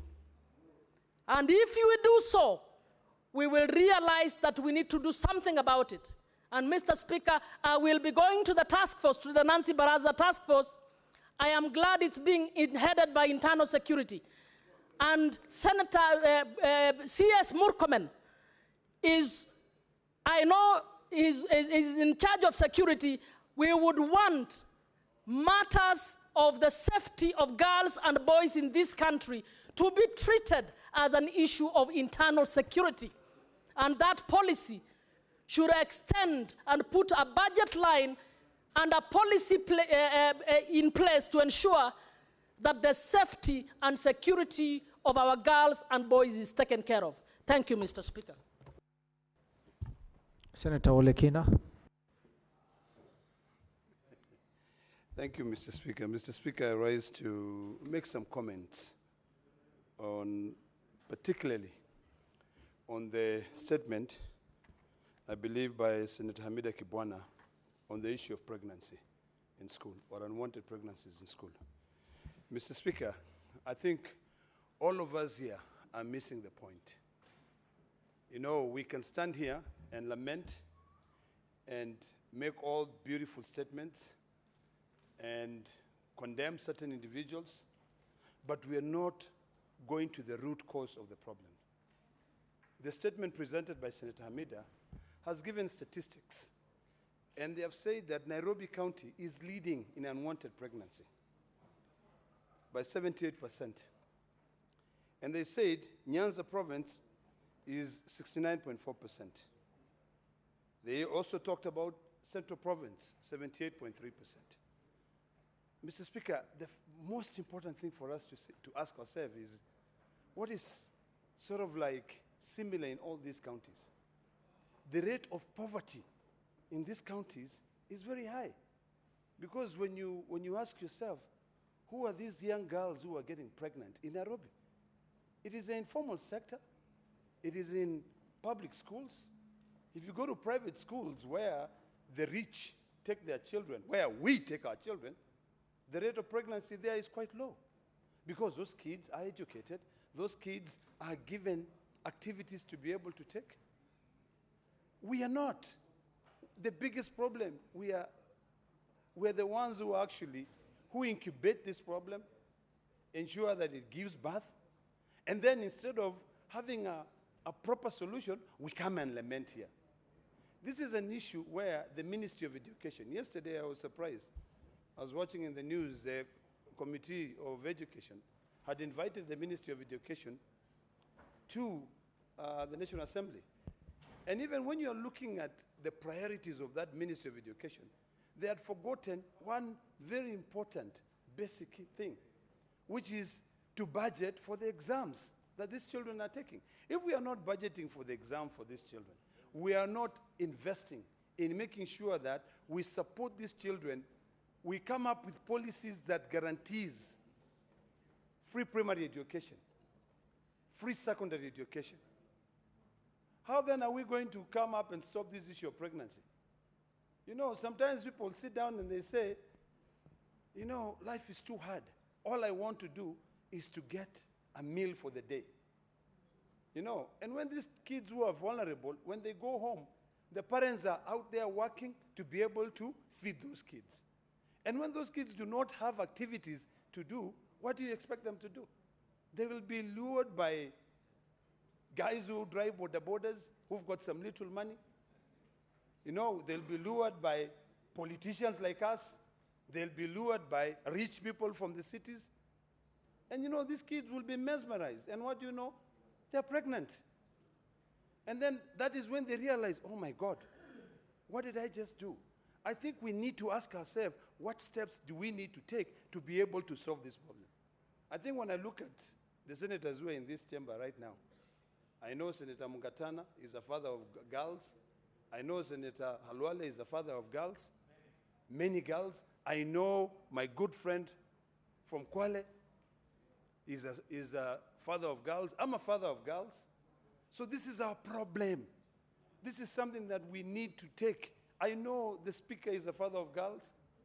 So really, all of us here, including the majority leader, they're all fathers of girls. So what should we be doing? What we should be advocating is not lamenting, but rather saying, how do we ensure that these girls remain in school? You know, I always hear when we politicians make statements and say no child should be left behind, you know. But are we really investing money? Are we putting money in those schools? Are we creating jobs for those kids to be able to have those jobs? You know, this is a time when all of us should be asking ourselves, even in our own environment, are we creating internships opportunities? In America, where I grew up, you will see a high school kid, when they're in recess, or when they're on their school holidays, that kid is doing a job, you know, working at KFC to raise money. I raised money. I was doing 2-3 jobs to be able to go to school. But here, no, it's a problem. We are not creating jobs here. We are busy fighting between the Senate and the National Assembly on who is superior. Yet, our children, yet independent institutions come and carry out surveys. This one, I think, was done, incidents of induced abortion and related complications. Now, let's talk about the issue of abortion. When we talk about abortion in this country, one of the biggest issues that has been raised here as a concern is the issue of Plan B, where a child has unprotected sex, and then they are educated that you can get Plan B. You can get a pill the next day, and that is it, and you move on. Who should be the first person to educate these children on the dangers of these induced abortions? Is it the Poison and Pharmacy Board? Is it us? Is it the parents? That is a conversation we need to be able to have. Nowadays, because of all of us trying to line our pockets to drive big cars and just enjoy our life, We miss out on our traditional cultural ceremonies. Before, the Luyas would be meeting and sitting down. They'll be having ceremonies. The Kalenjins, the Maasais will have the same ceremonies. And we'll talk about the importance, you know, of respecting young girls. In our Maasai culture, I'll tell you this. Before a boy is circumcised, that night you are asked whether you've slept with any woman. If you happen to have slept with a woman, nobody will hold your back. You are called Orgideganyi. You know, when we stopped all that, we stopped really focusing on that. People argue there is an issue of health concerns. Health concern my foot. You know, all we need to do is to ask ourselves, can we now go back to our traditional cultures? Can we go back on the most important tenets? What holds this community? Otherwise, Senator Muma will be coming here and lamenting and telling us, give us statistics. You know, give us statistics for Narok. Give us statistics. But are we going to eat statistics? No. I really feel the pain that my good Senator Muma has, the way she's feeling so passionate about this issue. But are we solving the problem? The problem is one. All of us must now put our foot down and demand that these kids, we must have free education in this country. We must support our public schools. You know, yesterday I was hearing that we have so many teachers who are interns, and they cannot be absorbed because there's no money. What do we need to do? I think, Majority Leader, it's about time that we start realigning our own existing resources. We start looking at ways that we can absorb these children, creating cultural things. In fact, the only thing that politicians do now is to be able to sponsor soccer tournaments. You know, you'll sponsor soccer tournaments, and you know what? You are eyeing 2027 because you want to bring people together, play soccer, give them T-shirts, give them balls, and then tomorrow you'll remember, oh, I'm the one who sponsored a soccer tournament in the whole of Narok County. Instead of us investing in mentoring activities, the women, the professional women's here, what we should be hearing is that we have a problem. And to solve this problem, we must go to the root cause of this problem. These kids are idle. You know, these kids are poor. Their families don't even have food. They're lured. So we agree and say, what do we do? What activities do we give these children when they're on school holidays? But if we stand here and we say, Senator Ledama brings statistics of the children in girls in Narok who are pregnant, what are those statistics going to help you with? Nothing. Of course, they can inform you when it comes to the issue of decisions, but if you cannot solve the basic problem of ensuring that that child is busy, talking to that child about her future, talking to that child, you know, when we were growing up, the most important thing was for you to finish school, get a white-collar job. Now, we don't need to get white-collar jobs anymore. We can be creative. We can be creative. In the Maasai culture, we can use our tools, make beadwork. The women in our culture, I'm told that I have some girls from Sikanani School here, and I hope that they'll still be around. We just invested about 120 million by the national government to build a bidding center. I hope this bidding center can take these girls there, mentor them, so that even if they don't get jobs, they can be able, in future, they can be able to make money for themselves. So, Mr. Speaker, I support this statement, but apart from just giving statistics, I think it now behooves all of us to start thinking and saying, what are we going to do to ensure that we promote free primary and secondary education, and we introduce mentoring programs to help children understand their sex health. Thank you, Mr. Speaker. Senator Mungatana. Bwana Spika, ningependa kusema machache kuhusu mimba za mapema za watoto wetu. Bwana Spika, kule kwetu tunatoka Tana River, shida hii bado ipo. Na hii inaongezwa nguvu na tabia ya kuoa mapema ambayo inafanyika. Ningependa kuchukua nafasi hii kwanza kushukuru koti zetu za upande ule wa Tana River. Manake koti nyingi zimekwisha wafunga watu, na ile akili ya kwamba mambo ya kushika watoto imeanza kuingia. Lakini kwa muda mrefu, Bwana Spika, mambo haya yalikuwa yanaendelea.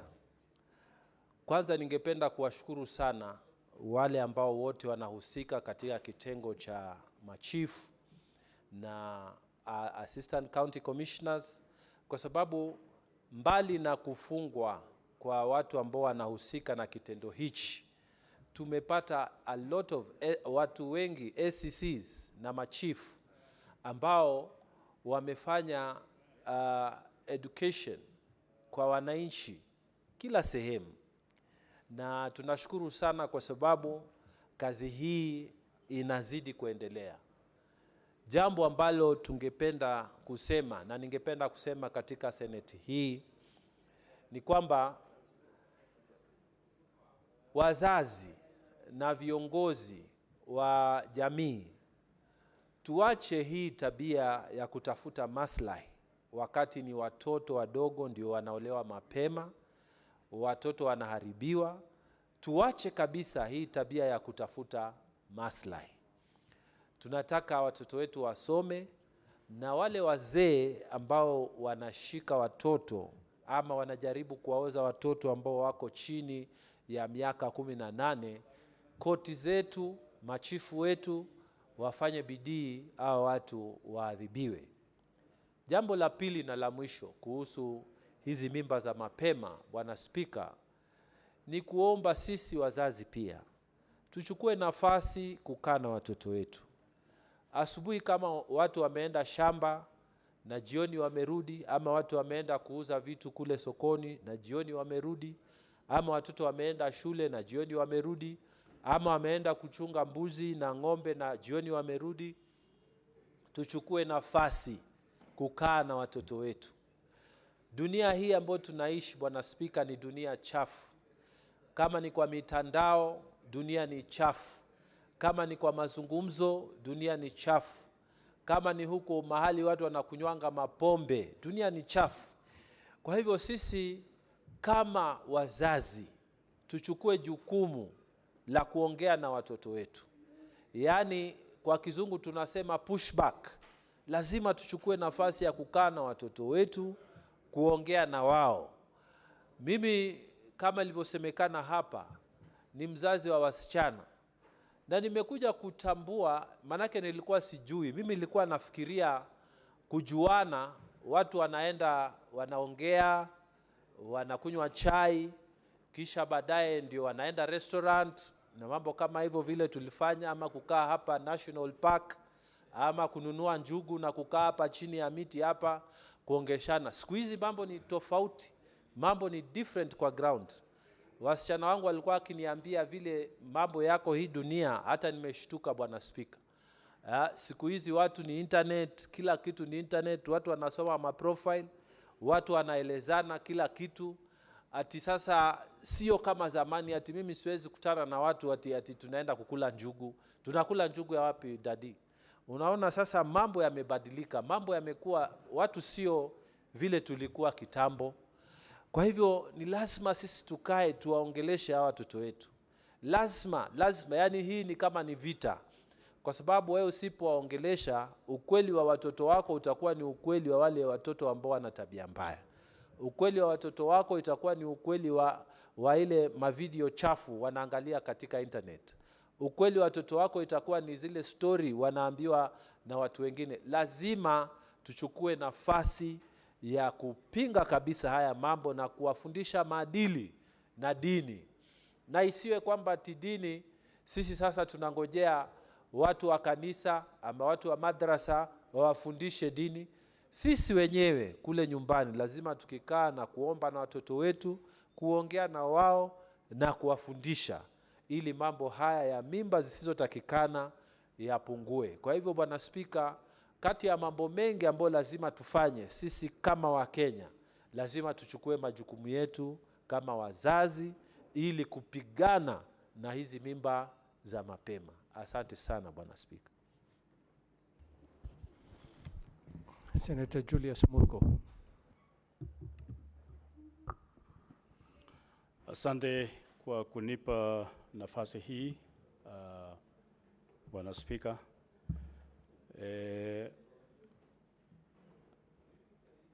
Neno hilo neno hili la mimba ya mapema ni kitu ambacho shika mwendo sana siku hizi. Nadhani pamoja na yale wenzangu wamesema kwamba umaskini umezidi, na ndipo watoto jipata tu wanaongozwa kufanya haya maneno kupitia njia ambazo ni rahisi, kama kununuliwa sweet, kama kununuliwa biskuti na vitu kama hivi. Vinachukua watoto wetu wachukuliwe na watu walio na nia mbaya. Njia ambayo imekuwa rahisi sana ni watu wa pikipiki hasa, ambao wanachukua watoto wetu kwenda shuleni, kwenda sokoni, kwenda pahali ambapo wanataka kwenda, na vijana fulani, watu fulani wanajifanya ni wateja wa kuwasaidia. Hata saa zingine wanawachukua bure bila malipo, na kwa njia hii wanawatengenezea njia mbofu ya kuweza kuwakuta na kuweza kulala nao na kuwapa mimba. Na kule nyumbani baba na mama siku hizi hawajali kuketi na watoto wao na kuwaongelesha. Wamama kitambo kidogo ama zamani walikuwa wanaongelesha wasichana, hasa wasichana wale ambao wameanza kupata damu za mwezi. Wamama wanajua ya kwamba bila shaka watapata mimba wakati wowote, na kwa hivyo wanakaribia kabisa kuongea nao na kuweka maneno wazi, ili msichana ajue ya kwamba akilala na mfulana, akilala na mwanaume, mimba yaweza kupatikana wakati wowote. Na kwa hivyo sasa wamama siku hizi wameachia walimu wawe ndio wanakaribia watoto, na labda kanisani ama madrasa wanaachiwa waongeleshe watoto.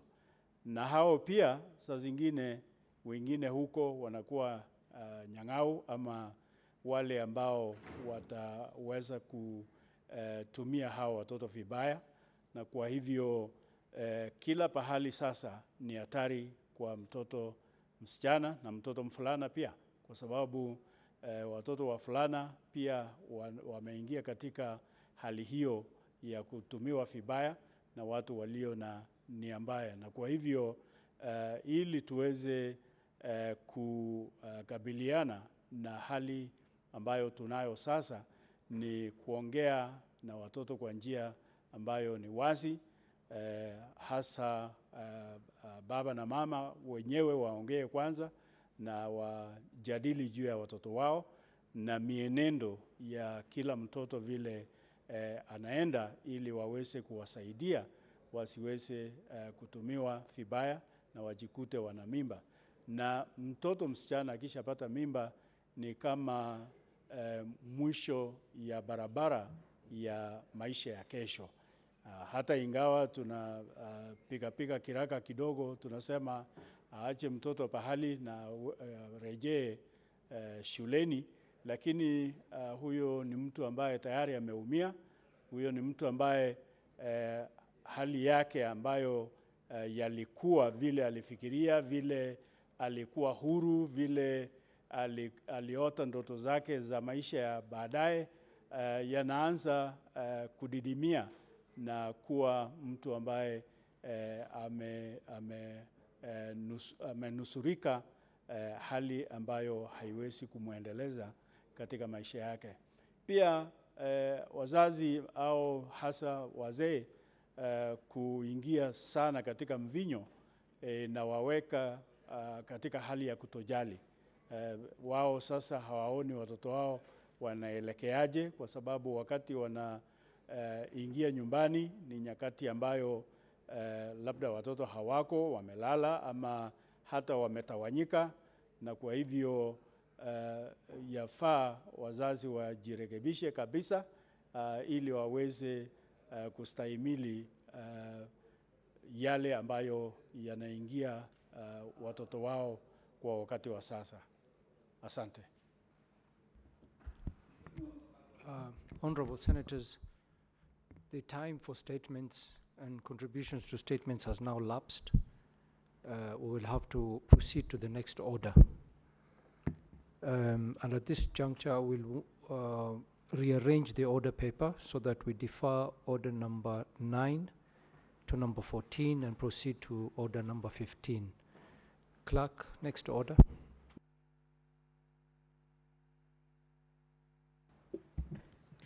Order number 15, the Creative Economy Support Bill, Senate Bills number 30 of 2024. Resumption of debate interrupted on Wednesday, 14th May 2025, afternoon sitting. Senator Sigei, you were on the floor of the House when this debate was interrupted, and you had a remainder of 4 minutes. Please proceed.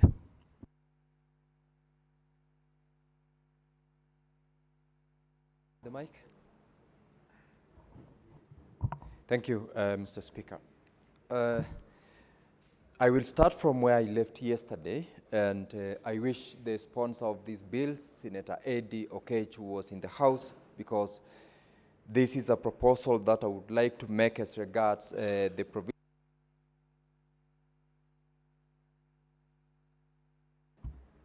Thank you. I would like to make a proposal to Senator Eddie to amend Clause 13 of this bill. Clause 13 provides for the Cabinet Secretary of the relevant ministry to designate an administrative unit.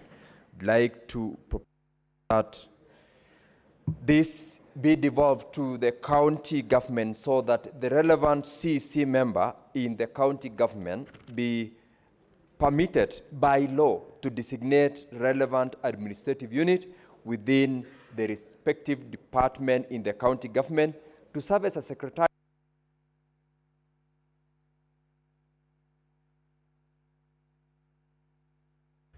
Senator Sigei, use the dispatch box. There seems to be a problem with your mic.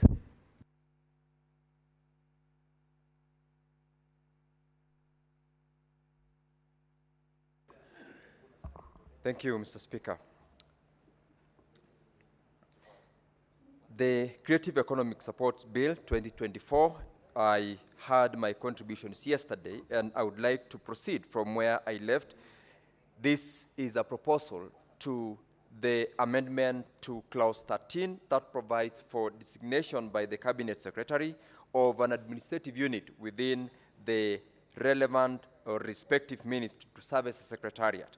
To make sure that this bill performs the objectives as listed, the county government relevant CEC should also be given an opportunity in law to designate within the relevant department and a unit which will be required to run as a secretariat to the board. And I propose that even as Senator Okech runs through the proposals that were made previously by other members, this will be one of those which I feel is important and relevant in order to ensure that the management, administration, and also the aspect of registration and maintenance of the creative economy players in the sector are done not only at the national level, but at the county governments as well. Under Clause 16, Clause 16 provides that a person who wishes to be a member of the guild, in this case we propose that it be amended to read council, shall submit an application in the prescribed form to the board.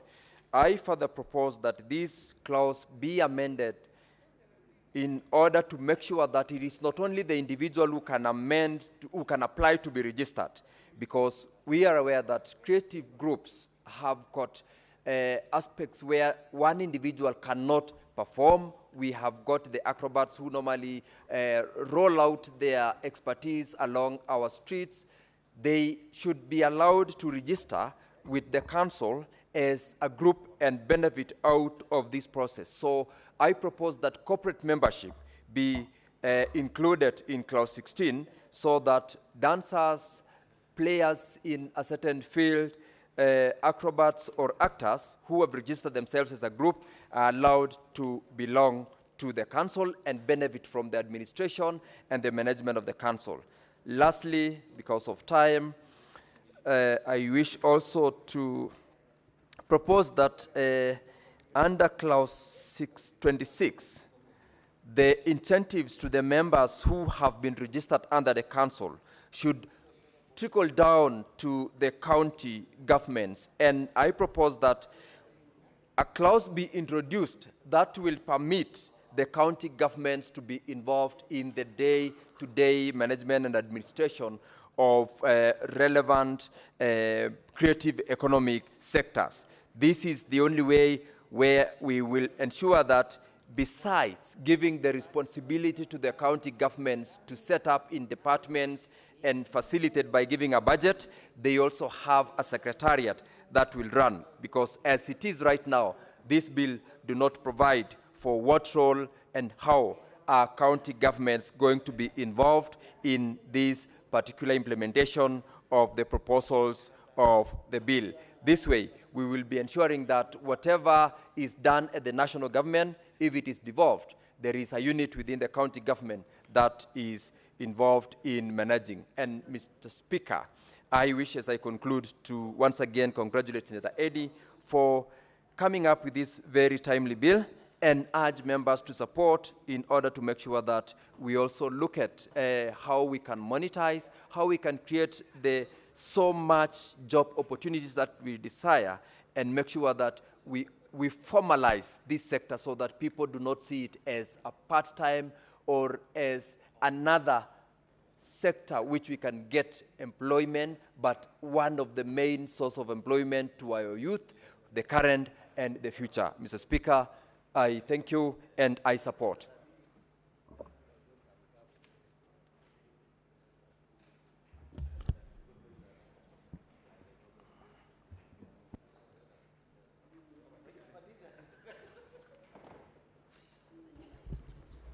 Honorable Senators, I would like to acknowledge the presence in the public gallery this afternoon of visiting teachers and students from Sekenani Girls Secondary School in Narok County.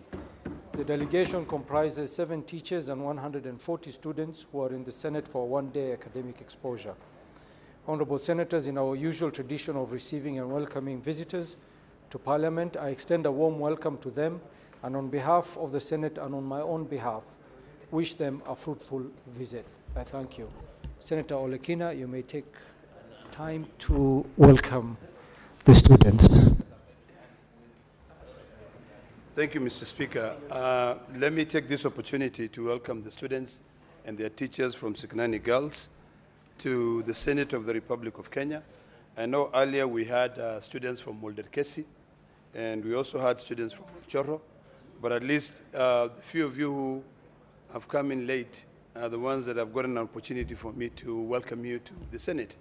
This is the Senate of the Republic of Kenya. We are here today. Tomorrow it will be you who will be sitting here. It will be you who will be making decisions for the other generation. So I really want to welcome you, and I want you to take your time to be able to understand how we argue. In the Senate of Kenya, we have 2 sides of the aisle, you know, but today, it seems that on my side of the aisle, it is only 2 of us. Normally, we are full house. On the other side, we seem to have a few more senators. So it is imperative for you to understand the kind of work that we do. We are established under Article 96 of the Constitution, and our job is to defend the interests of counties. I'm very happy to see you here today, and I want to promise you that I will be coming to your school to be able to come and talk to you about leadership. Most important thing is that earlier on we were talking about teenage pregnancy. I want to encourage you as young girls, as my daughters, to be able to look forward to coming to this house to be able to serve our people. So for now, I want to tell you, boys might be sweet, but they are not as sweet as your future. Because if you waste your time now dancing around with boys, you will not be able to have a bright future. Most of us are here because we sacrifice. I want to urge you to sacrifice. I know the challenges, I know where you come from, I know your parents are struggling to put you to school. You're also in a very good environment. Sikinani, Mr. Speaker, is located at the gate of the Masai Mara Game Reserve. In fact, most of these girls in their home, when they're going to school, they just, pass each other with wild animals, and they just shake hands, or maybe they wave, and they appreciate each other. So I really am very grateful to have seen you here today, and I promise you that I'll be coming there in the next few weeks to be able to come and meet most of you so that we can talk about the future. We are also creating economic activities. Mr. Speaker, at the Sikinani Gate, the Ministry of Culture has established a bidding center where the national government is investing about 120 million shillings. We were there last week with the president and officiated the opening or the groundbreaking of that facility. I want to encourage you during school holidays for you to be able to go there and nurture your talent. Some of the bill that we're talking about here is on creative industries. It is about time for you to think of yourself as future leaders. Future leaders are designed either for you to come here or to build your own economy. You become a leader in everything that you do. By the time you guys are our age, things will be very different. So welcome to the Senate, and I hope that we can continue engaging. And thank you, Mr. Speaker. Senator Olekina, you're also next in contributing to the bill.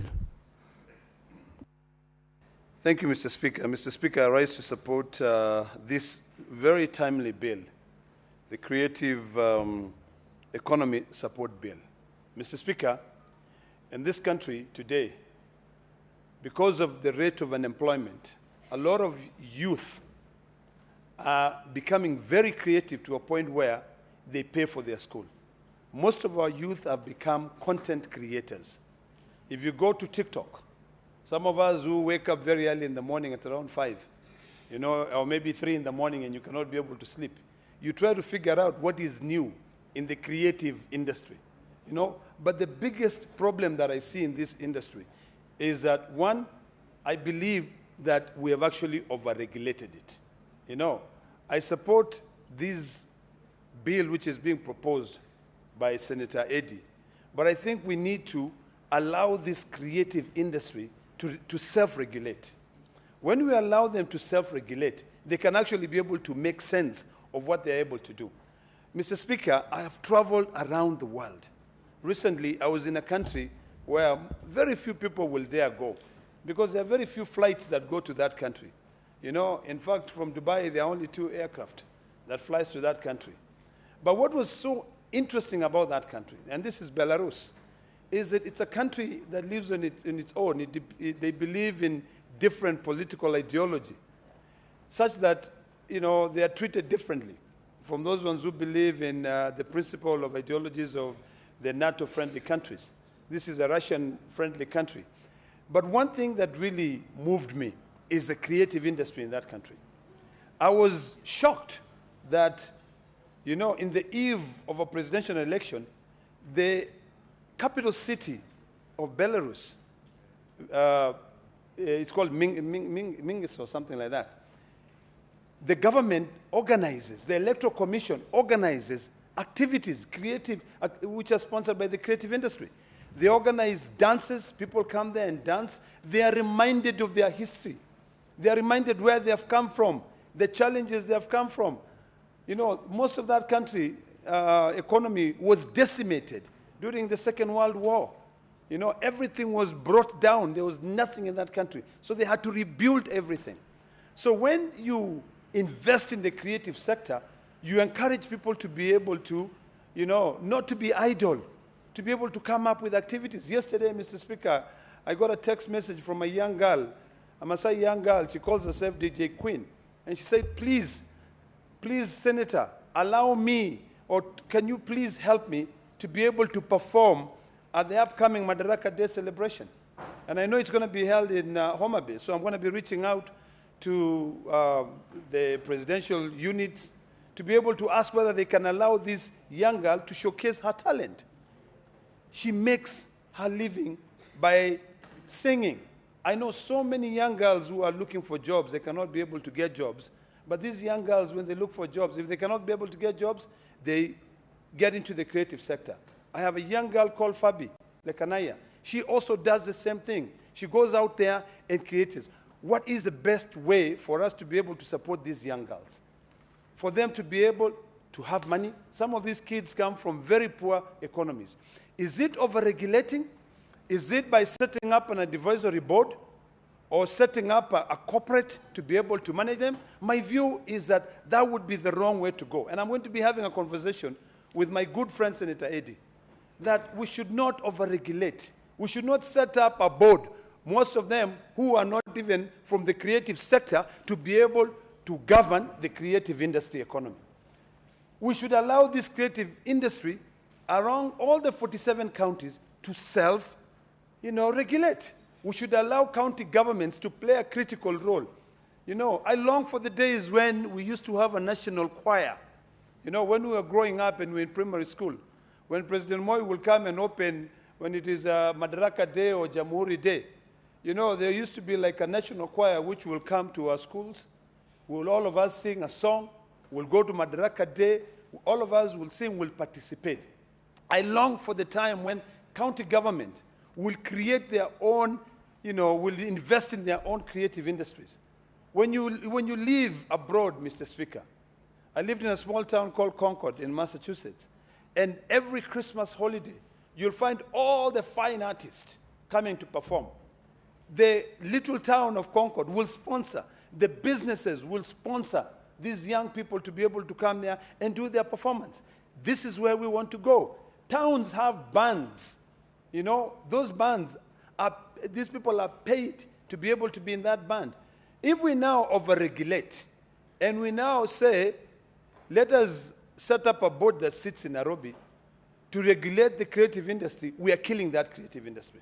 I think what we should do, because we're a country that is struggling to be able to create jobs and to look for jobs for these people, let's allow them to use the internet for free. Let us not tax the internet whatsoever. Let allow them to build their content.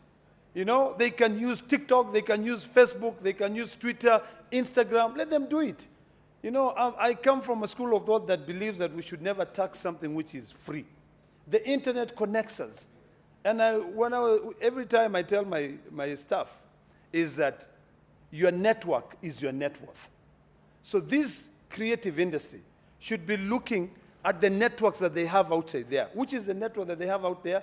They have people who will sit down here, go through Facebook, look at it. Let us find a way that these companies, which are companies that are formed in foreign countries, can be able to support children here, pay for their school fees. I have about almost 2 million followers on Twitter, and from time to time, I get a small, amount of money from X sending to me. It's a small, but it's taxed. I wish it was not taxed, because then I could probably donate to someone else to be able to support them. So the most important thing that we need to think about this bill, and I want to have a sit down with Senator Eddie, so that during the committee of the whole, we can actually be able to try and see how do we develop a piece of legislation that will not make it difficult for people, for content creators to make money. It will make it easier for them to be able to benefit. I wish we could have one thing in this country which is free. You cannot create jobs for everybody. Allow them to go make money. Let them use their knowledge and make money. Number two, Mr. Speaker, I don't fully support, although I partially support it. Let me correct myself, because Senator Eddie is one of the most intelligent young senators you'll find here. Establishment of this creative industry guild. Why should that guild be advising the cabinet secretary? What is the role of a cabinet secretary in my creativity? There's absolutely no role. This guild should be looking at ways to engage the private sector, for the private sector to invest in these young creators, content creators, to invest in this sector so that every advertisement which is done out there, if it is for me advertising the milk that I produce, I look for a young Maasai content creator, or I look for a young Giriama content creator, a young Somali content creator to be able to advertise that milk. Why should, then the guild should be talking to the private sector, not the cabinet secretary. You know, this authority is created every time and you're giving this cabinet secretary so much power. And when even you invite these cabinet secretaries to your committees, they come there unprepared, they look clueless. Like today, Mr. Speaker, I was actually perplexed. We had the cabinet secretary in charge of lands coming to the committee of lands to be able to respond to statements. There were like almost 20 statements which were requested, they were piling in our office. There were petitions. When she comes, not ready. We sit there and waste our time for no reason. Why are we giving them so much time? They will not even have time to sit down with this guild. So Senator Eddy, do away with this role. We don't need the cabinet secretary to be involved in all everybody's business. That's why I keep on saying we are over-regulating for no reason. Mr. Speaker, you know, this guild, when you say that number 7B, conduct labor market surveys and mapping exercise of person involved in the creative industry and put in place the most appropriate strategies that facilitate the development of the creative industry. This is why I keep on saying we are over-regulating. We are over-legislating. Allow this industry to self-regulate.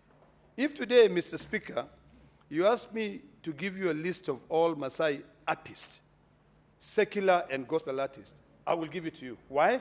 Because I have an interest in them. Okay? I have two interests in them.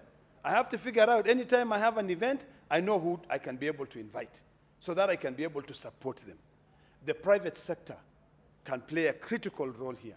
The private sector has a role to play. Every so often, you see Citizen TV or Citizen Radio doing road shows.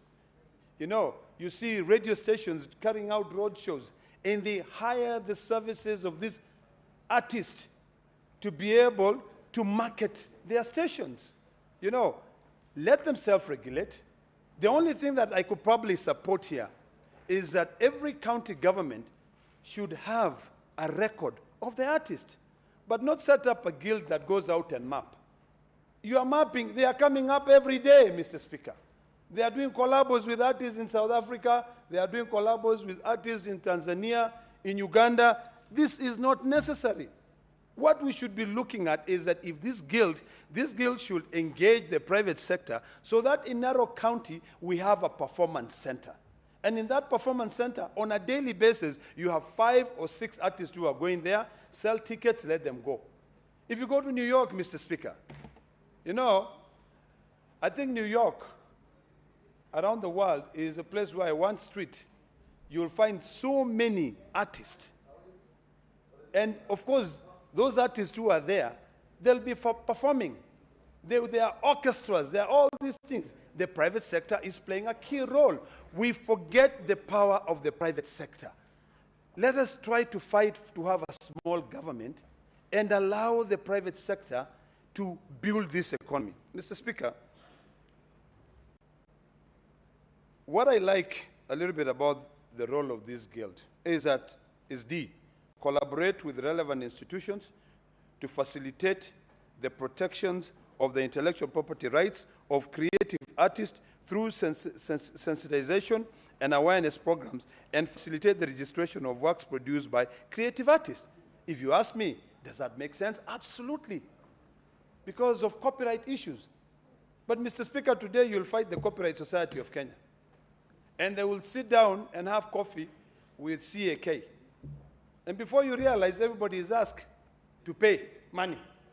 And when you follow through, you'll find that that copyright society, and it is legislated by this house, it is a bunch of few people who make all that money. If the guild can now come in and say, artist, you have a choice. You can have your own channel, play the music. When you play the music, find a way for people to pay you. You know, I like that. Number 2, I like the fact that we protect the intellectual property rights. I wish we were thinking like this when we the Maasais, for instance, talk about our rungus, our shukas, our beadwork, to be able to protect that. People come to Kenya, sometimes people come to Kenya, not because they come to see Kenya, but they come to see the Maasais. You know, if we can protect that, that will make sense. So this guild should not be advising the cabinet secretary. It should be finding a way that they have meetings with these artists, you know, and if there's any upcoming artist, send your name, send your content for them to be able to protect you. That one I fully support. You know, collaborate with intellectual property rights, that's E as well, which is a very good. Collaborate with relevant entities to ensure the transparent distribution of royalties collected. In fact, on this particular one of royalties collection, in the current age where there are so many online companies that are giving these content creators a platform to be able to showcase their talent, you know, we should not be having one individual who is collecting this money to be able to distribute to them. I think artists should sign contracts directly with radio stations. They should sign contracts directly with TV stations and find a way for give and take.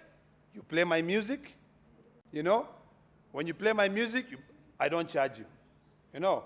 Or I appear there, you give me an opportunity to be able to market my kind of music. So those are the things that we need to look into. Finally, Mr. Speaker, as I sit down, let me reiterate on the importance of this bill. But I think, and I want to repeat this again, I will be sitting down with Senator Eddy to do away with overregulation, to do away with this need to set up, you know, a body that now governs the creative industry. We don't. Let it self-regulate. Let people make money. Let people enjoy. And finally, and most importantly, you know, let us make sure it is tax-free because it is their creativity. Don't charge me. Don't overburden me with taxes for my creativity. Thank you, Mr. Speaker. Senator Catherine Muma. Thank you, Honorable Speaker, for the opportunity to contribute to this bill by Honorable Senator Eddy Okech. Mr. Speaker, I'd like to congratulate the Senator because I think the creative industry in Kenya is largely emerging and growing on its own. You will agree with me, Honorable Senators, that as a country, we have not invested heavily in recognizing the broad different aspects of creative industry and investing in it enough to grow the industry. Mr. Speaker, the enactment of a law on the creative industry provides an opportunity for us to have a policy direction in dealing with issues that relate to creatives. And following up to what Senator Olekina has said, I would urge that this policy direction should be more facilitative than it should be about regulation. And so I support the passing of this bill, but would urge that we look carefully at instances that might claw back what we want to do by over-regulation. So I'm glad that Eddy has come up with it, and the greatest things we need to do here is to provide opportunity to the sectors, different sectors, to ensure that we increase opportunities and an equitable access to these opportunities to ensure that our young people, even older people, our cultural people are able to participate in the creative industry in a manner that can actually benefit them and also benefit the country. Looking at the provisions of the bill, Honorable Speaker, I will make time to actually provide my written comments. I have looked through the bill, and I would want to caution a little bit on close-ended drafting. Mr. Speaker, if you come to clause 2 on definitions, you can see that the definition of the word creative industry says it means all activities or trade by persons that produce artistic, cultural, or innovative goods and services, including fashion, publishing, advertising, crafts, music, audio, visual, and performing arts, video, film, and imaging, photography, gaming, and animation, and graphic design, and web design, and so on. But even in all this naming, I'm sure you can think of others that have been left out. One that I can think of is just artworks. You know, the clear art, the drawings that people make and sell, or paintings that people make and sell. That is art. We have many others. Even plaiting of hair is an art. So I would want, and I would urge Senator Eddy, that we must, in our definitions, ensure that the definitions are open-ended enough to be more inclusive rather than exclusive. The same comment goes on the clause that actually provides for the membership of the guild. The clause that is providing for the membership of the guild has actually named various people who should form the membership of this guild. You have a principal secretary relating to trade industrialization. I don't know why must it be trade, why not culture? You have somebody nominated by an association representing the largest number of persons in the film industry. How do you define that? There is one person nominated by the association representing the largest number of persons in the music industry. What parameters do you use to determine that?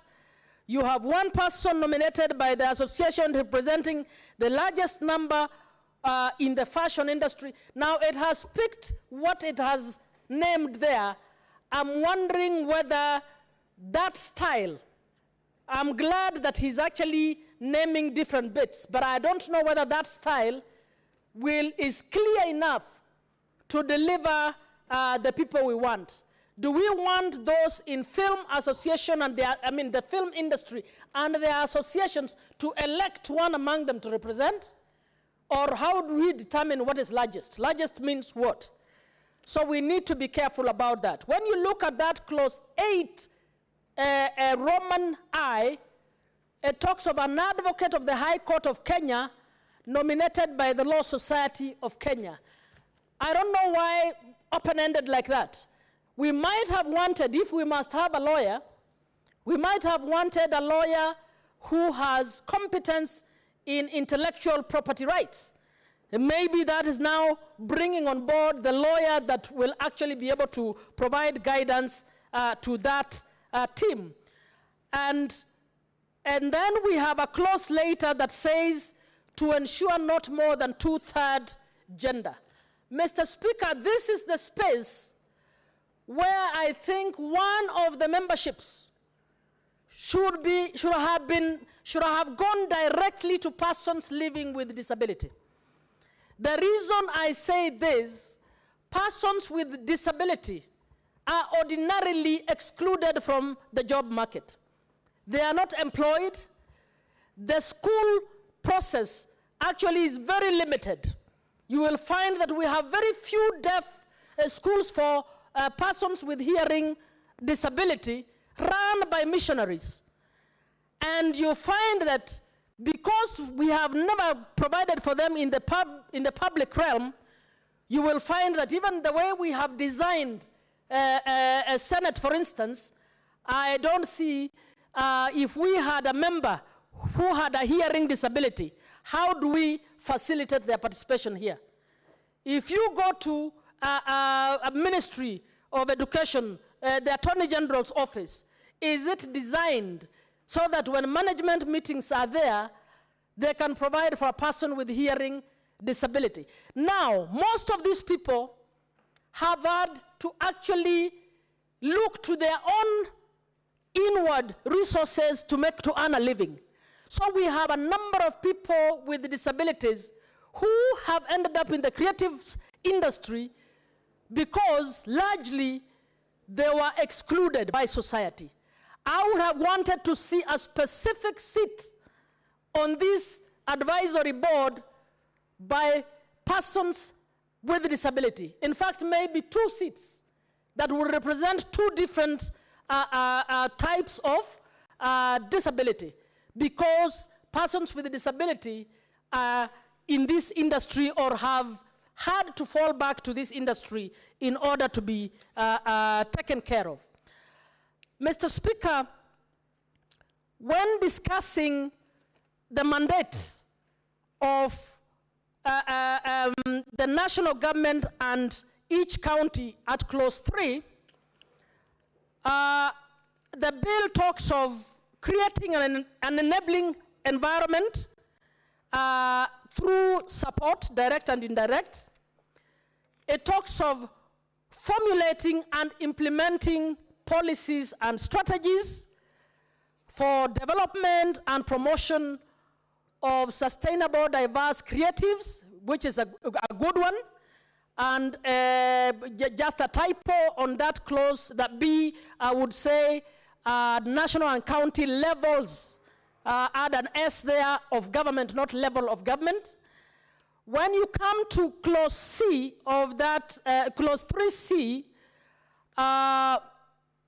it talks of promoting the development of entrepreneurship skills for persons in the creative industry economy through programs offered institutions of higher learning. If you say institutions of higher learning, you then limit it to only some cadre of the institutions. I would urge Senator Eddy to simply make it to be in education and other learning institutions, so that we can start thinking of introducing creatives even in early childhood learning.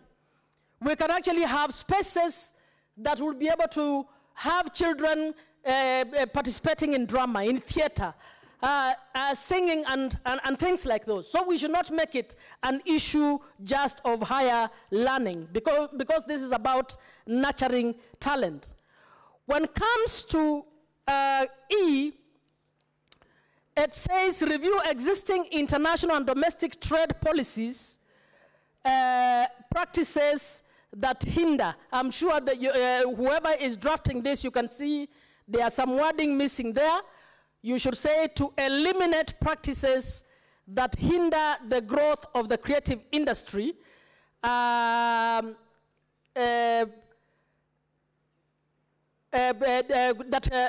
while incorporating provisions that will mitigate against such negative provisions. So there are a number of, if somebody has read this, and I'm speaking particularly to the staff that are assisting Eddie to draft this, please read through to ensure that there is grammatical flow of developing this bill.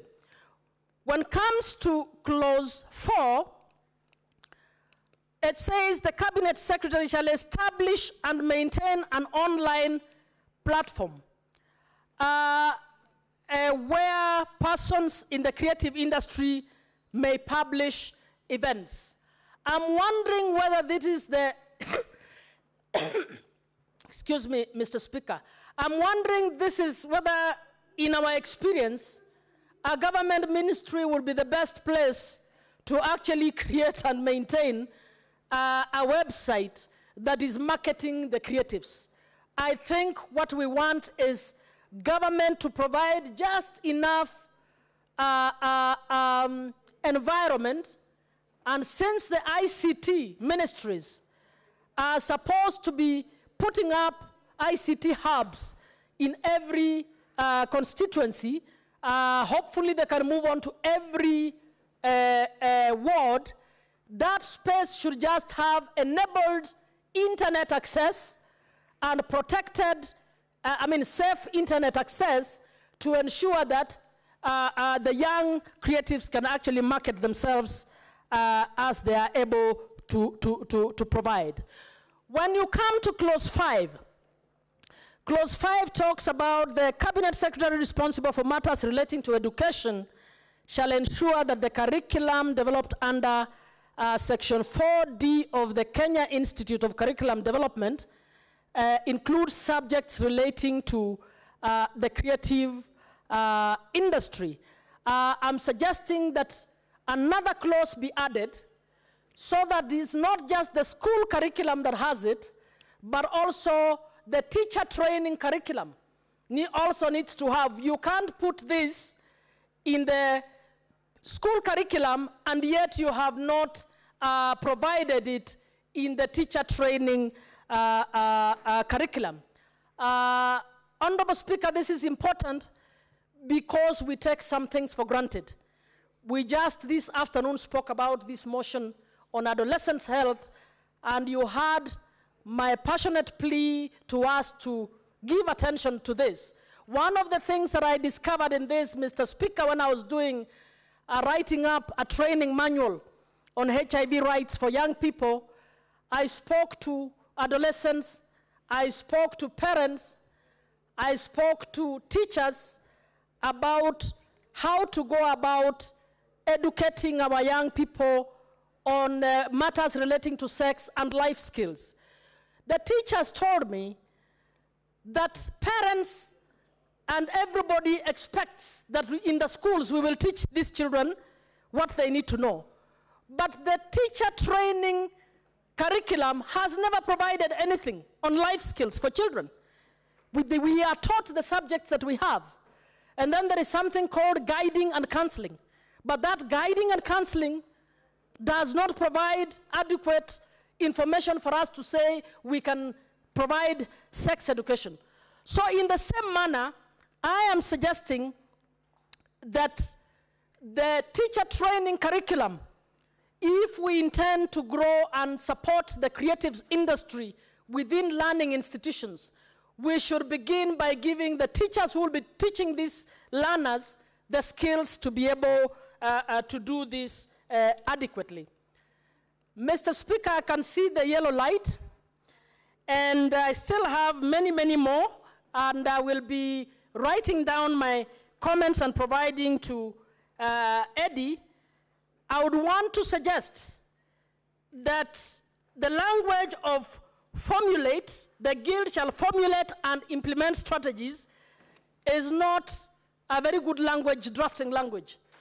They should just develop key policies that should guide development, implementation. A strategy is a down the line implementation tool. So we should not put a strategy within the bill. I'm suggesting we Senator Muma, just a moment. What's your point of order, Senator Metho? Thank you very much, Mr. Speaker, sir. I want to draw your attention to Standing Order 116. I would not have wanted to interrupt Senator Catherine Muma, but she keeps referring to some person as Eddie. And I can see our standing orders provide that a senator shall refer to another senator by the name senator, the name of the senator.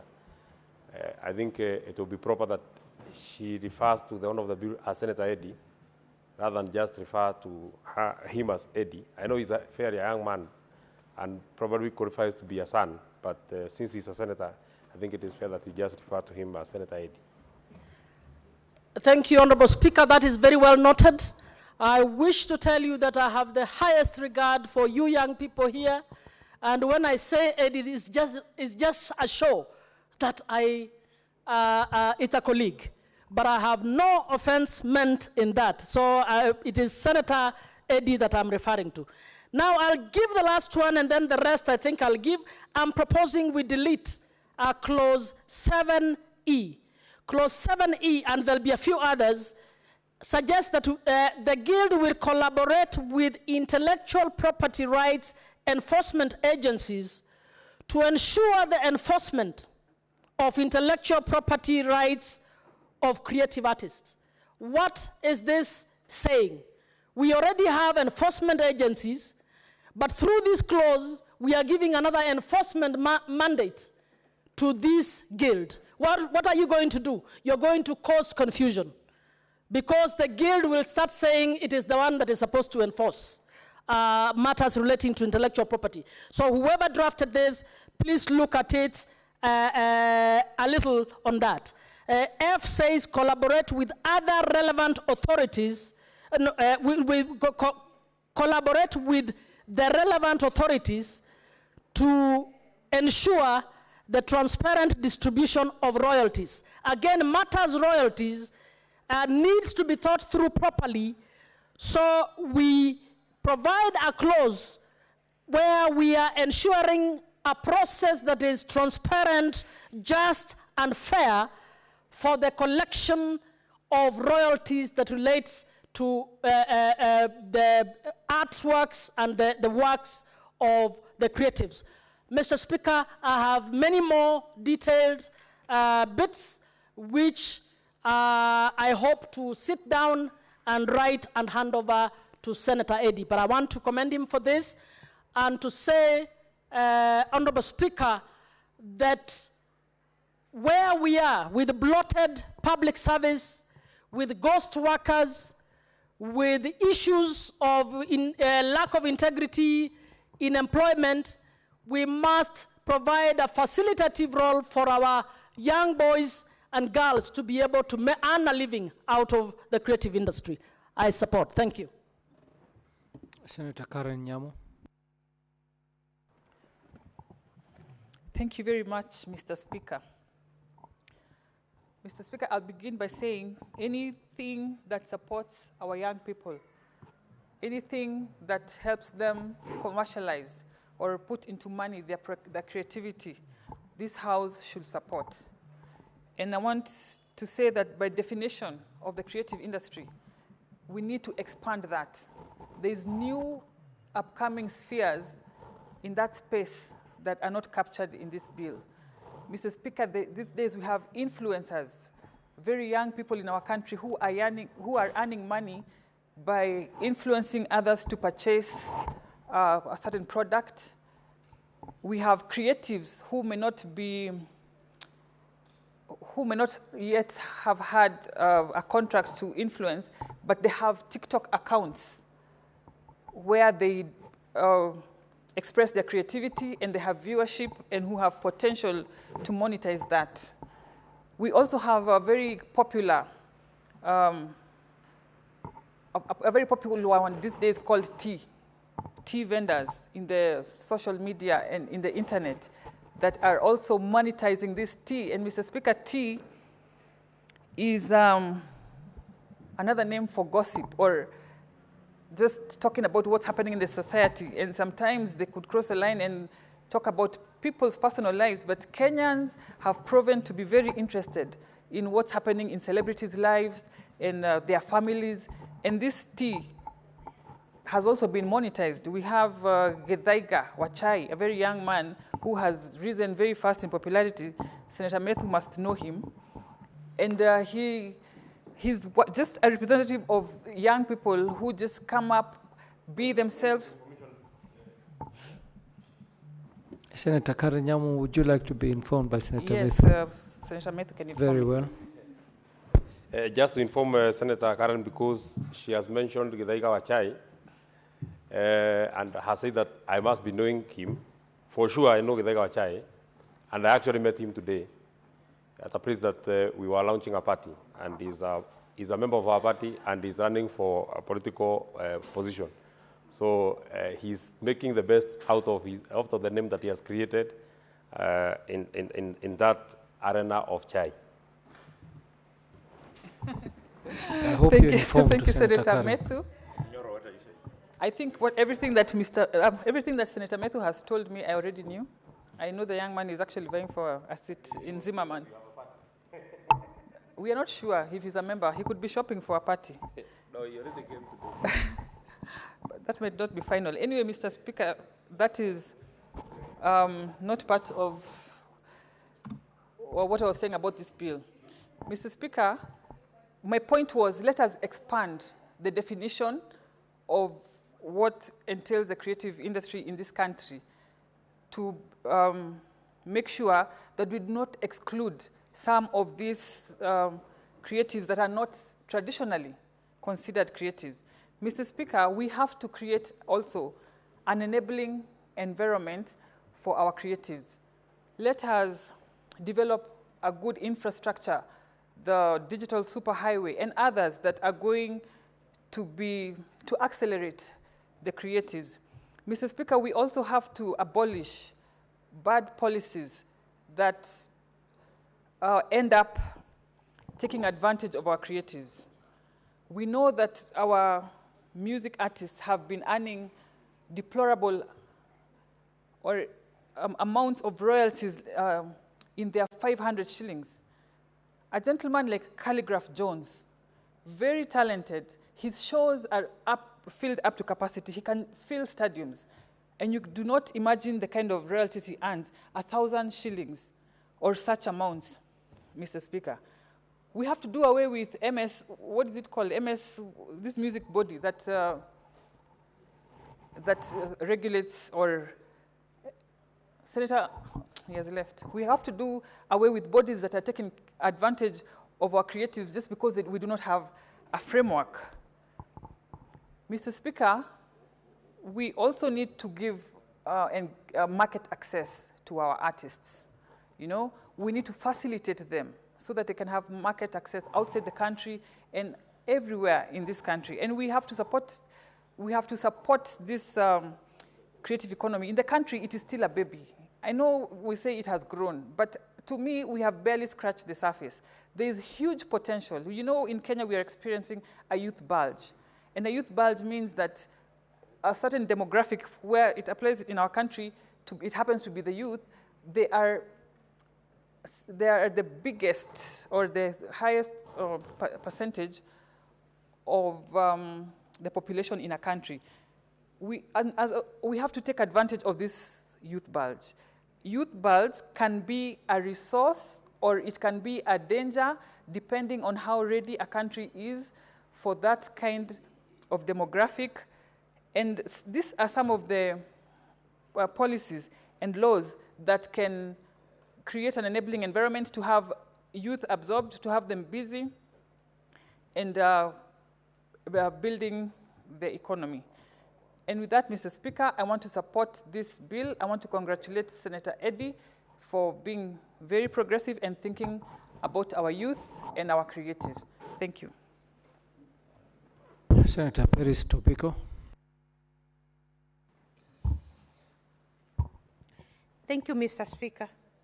Mr. Speaker, I rise to support the bill by Senator Eddy on the Creative Economy Support Bill. Mr. Speaker, the creative industry in Kenya is one that has made the difference between starvation and food on the table, Mr. Speaker, for very many young Kenyans, Mr. Speaker. It is an industry where your socioeconomic background will not matter or does not hold you back. Because once your talent is recognized by the audience or once you have found a way to connect with the people, you can monetize it and make a living out of it, Mr. Speaker. We have seen some people like Elsa Majimbo reach a global audience. and change their lives for the better through the power of the creative industry and the audience on their phones. Mr. Speaker, the country at large can benefit from the growth of the creative industry by making Kenyans a conducive environment for creatives to thrive, Mr. Speaker. We need to invest more in the arts because they matter, just as what we insist in our education system about STEM. We are always talking about STEM, the science, technologies, and engineering and maths. But there are those who can make a living and make it big and be known out of the creative industry, Mr. Speaker. The country at large, Mr. Speaker, can benefit if we reduce the cost of filming licenses around the country. We would have more international films being shot here because Kenya is a very scenic country. Kenya has very beautiful spots, Mr. Speaker, right from the beaches to the Masai Mara to our mountains, Mr. Speaker. And this we could take advantage of. No, you have seen, Mr. Speaker, and I'm sure you have been to Dubai, and you have seen people in the desert changing the desert to become their gold, Mr. Speaker. The desert safari, they're making money, Mr. Speaker.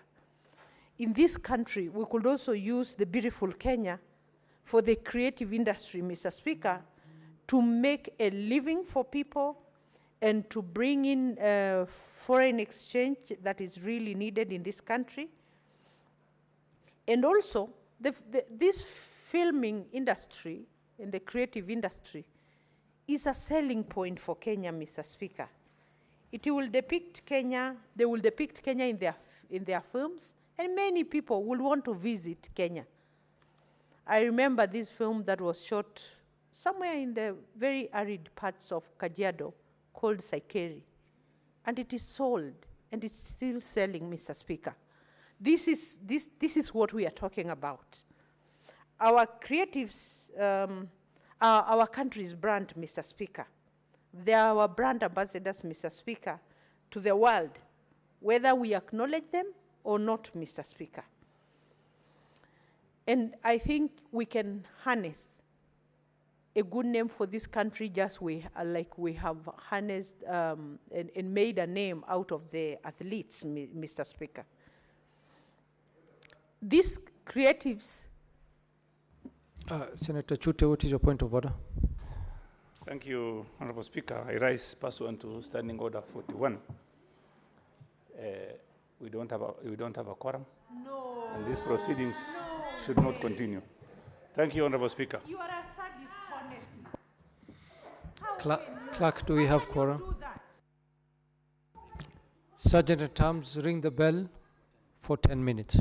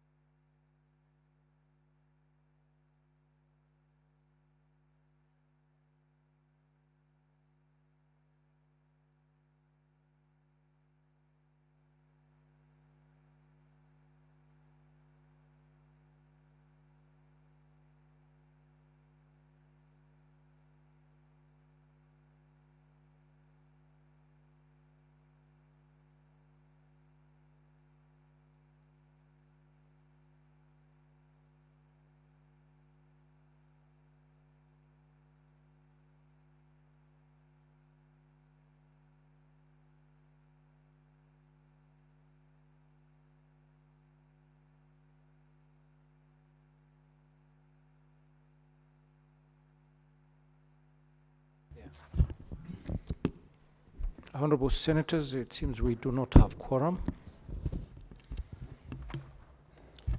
Honorable Senators, having failed to attain, my apologies. Senator Peris Tobiko, you will have a balance of 15 minutes when this bill resumes in the next debate.